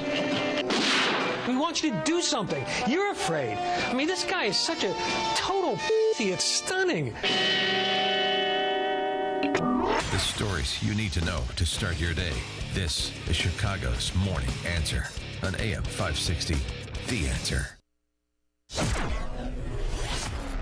Cloudy skies, but we promise some peaks of sunshine by this afternoon, a high of 48 degrees. Tonight, a quick passing shower. Then tomorrow for your Wednesday, clouds giving way to some sun and mild, a high of 50. Any relief on the roadways? Here's Jim Telemonte with the answer. Thanks, Amy. And Dan, 8094 westbound still jammed solid. Ripley to Chase, where two right lanes are closed after an overnight crash and fire at the Chase overpass. Inbound Kennedy jammed. Lawrence to before Ohio. A crash has cleared now. It's 56 minutes O'Hare to downtown. Express lane save you 10. Outbound 36 minutes downtown to the airport. Edens, it's about 22 minutes from Lake Cook to Montrose. Outbound 21. The Eisenhower, an hour and 6 minutes. Thorndale to downtown. Outbound 45 minutes. Stevenson, an hour, 3:55 to Lakeshore Drive. The Ryan is 33 minutes, 95th to downtown. Southbound Lakeshore Drive still jammed. Braemar to North Avenue. Eastbound Adams Tollway, very slow. Bartlett to Barrington with a stall. And then Roselle to Meacham. Jim Talamonte, ChicagoRadioDeals.com, Traffic Center. The Gun Safety Guy's mission is pure and simple: to help good people safely enjoy recreational shooting and improve their ability to protect themselves and their family responsibly. This is what Pastor Ed Bryant, the Gun Safety Guy, has built for you and your family. Pastor Bryant's background and experience enables him to communicate with all of his students, no matter what their age, gender, or ability. New shooters learn the fundamentals. Experienced shooters develop their skills. Above everything, all shooters are taught to value safety first. Family-friendly firearms instruction is the core of the Gun Safety Guy. I took his basic pistol class, and I can attest to that fact. In addition to that, I got a text today from Ann B. Davis's bowling ball. Thanks for the recommendation to the Gun Safety Guy. Great instructor, knowledgeable, and a good man. I'm now qualified for my CCL, my right to carry permit. How about that? Nicely done. Ann B. Davis's bowling ball, Gun Safety Guy. Give the gift of firearm safety this holiday season. Gift certificates are available. Learn more at thegunsafetyguy.com. Thegunsafetyguy.com. Family-friendly firearms instruction with NRA-certified instructor Pastor Ed Bryant. Thegunsafetyguy.com. That's Lisbeth. She doesn't know it, but she owes her life to a change in public opinion. Our younger generation of women is turning the tide of public opinion concerning abortion. The most recent statistics show that more women facing unwanted pregnancies are choosing life compared to 15 years ago. Many wonder why, if a pregnant woman and her unborn child are murdered, it's a double homicide. Yet they ask, why isn't abortion a crime? More women now value life, even if their unwanted child is to be placed for adoption, because they may feel like they can never forgive themselves of an abortion, even if the law does. Lake County Right to Life, helping young women choose courage over convenience. LCRTL.org. That's LCRTL.org. Visit Lake County Right to Life on Twitter and Facebook, or call 847-223-7022. Hey guys, it's Dan Proft. The holidays are now upon us. Do you want the gift that keeps on giving? Yes, you do. How about giving yourself a healthier life and more energy to do the things you want to do with family and friends? If you've been feeling like a grumpy old man lately, it's time to get your testosterone level checked at Low T Center. Can I get mine checked? Because I'm starting to feel like a grumpy old man. I'm sure they would accommodate you. Thanks. I did. Yeah. How are your T numbers? Don't you worry about it. I'm good. Okay, good. It's quick, easy, and with their on-site lab, you'll know your results within minutes. Plus, their services are covered by most health insurance. Low T levels can make you feel tired and grumpy, like Amy, and can raise your cholesterol and cause weight gain. Low T Center's experienced medical staff will educate you on the benefits and risks of testosterone replacement. Low T Center even has convenient and flexible hours. So give yourself the gift that keeps on giving this December, called Low T Center now. And tell them Dan Proft sent you. Call today, 630-409-4305. That's 630-409-4305. Or go to lowtcenter.com. I'm Lex, CEO of Balance of Nature. At Balance of Nature, we believe in real communication. Whether you call into the office or hear a success story on the radio, you can be sure it's real, unsolicited, and unscripted conversation. There were times I was finding myself almost falling asleep at the wheel, that I had to pull over. That's the first thing I noticed, that hasn't happened since I've been taking Balance of Nature. I'm in sales, so I do a lot of walking during the day that would tire me out. I'm not as fatigued. I feel good. The top 3 New Year's resolutions are health-related. Improve your odds by getting started early with our best price of the year. Call now to find out how to get your free month's supply of Balance of Nature. Call 800-2468-751. That's 800-2468-751. Or go online to balanceofnature.com. Use promo code CHICAGO. AM 560, The Answer. Santa baby, stick the sable under the tree. I love this song. Yes, too much. But what we love is our business benefactor program. We've teamed up with Feed the Children. And if you're a small business owner, if you do the marketing for your company, you're not going to want to miss out on this excellent, amazing deal. Here's what you do. A $2,500 tax-deductible donation to Feed the Children. All of the money goes to feed the babies. And then as a way of saying thank you, we give you 40 60-second commercials that will run prime time right here on AM 560, Monday through Friday. We're not going to push you off on the weekends. No, this is prime time between 5 a.m. and 8 p.m. To get a part of this program, to be a part of it, I should say, call Michael Mann directly. He's waiting for your call, 847-871-1527. That's 847-871-1527. It's really a great way to introduce your products to the masses. If you want to take your business to the next level and thought about advertising, now's the time to do it. You can also just text the word feed to our Turnkey.pro text line, 64636, and it'll prompt you to get enrolled. Or, as Amy said, call Michael Mann. Ask him to do his Reagan impersonation from Kings Row. Where's the rest of me? Because, really? He's lost a lot of weight. Yeah. Only Karen Lewis has lost more weight than Michael Mann. How much has Karen Lewis lost? 200 pounds, she said in an interview. How about that? Wow. Michael Mann, call him directly, 847-871-1527, and ask him about the Business Benefactor program. He'll get you enrolled straight away. And also, too, if you're an individual and want to make an individual donation, we're asking for $76, one-time donation that'll help feed 16 hungry children this holiday season. Call 866-435-2248. That's 866-435-2248. I made a donation yesterday on behalf of Dan, so thank you very much, Dan Proft. And we thank you. Yes, thank you for your generosity. Our thanks today to David Stripling, the technical director, and Cesar Perez, the executive producer. Shake and bake. And we'll see you back here tomorrow morning at 5 a.m. Bye, Felicia. Let's go back into the newsroom and say hello to Mike. Amy and Dan, here are the stories we're watching right now. An Aurora man killed, a daughter injured in a drag racing crash. Governor Bruce Rauner signs a bill releasing some taxpayer funds to the rest of the state. Suns edge the Bulls at the buzzer last night. High of 48 in your forecast. WIND Chicago News Time, 9 o'clock. Fox News Radio, I'm Lisa Brady. An opening plunge on Wall Street, extending a sell-off driven by plunging oil prices. Fox Business Network's Nicole Petalides is live at the New York Stock Exchange. In fact, Lisa, oil prices are plunging for a third day and touching levels we haven't seen in 7 years, since 2009. And right now we are seeing oil lower once again by right now.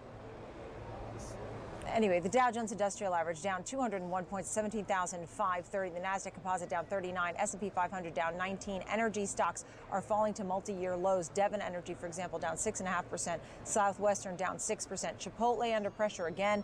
More cases possible in Massachusetts for E. coli. And the gun stocks, Smith & Wesson, for example, surges to new highs on gun demand. Lisa. Thanks, Nicole. Oil prices right now down near $37 a barrel. Somebody gave the California terror couple thousands of dollars just a few weeks before the attack. Fox News Radio's Jeff Manasso with more live. He filed this just a short time ago. The FBI is tracking the source of $28,000 that was deposited into the terrorist couple's bank account 2 weeks before the attack.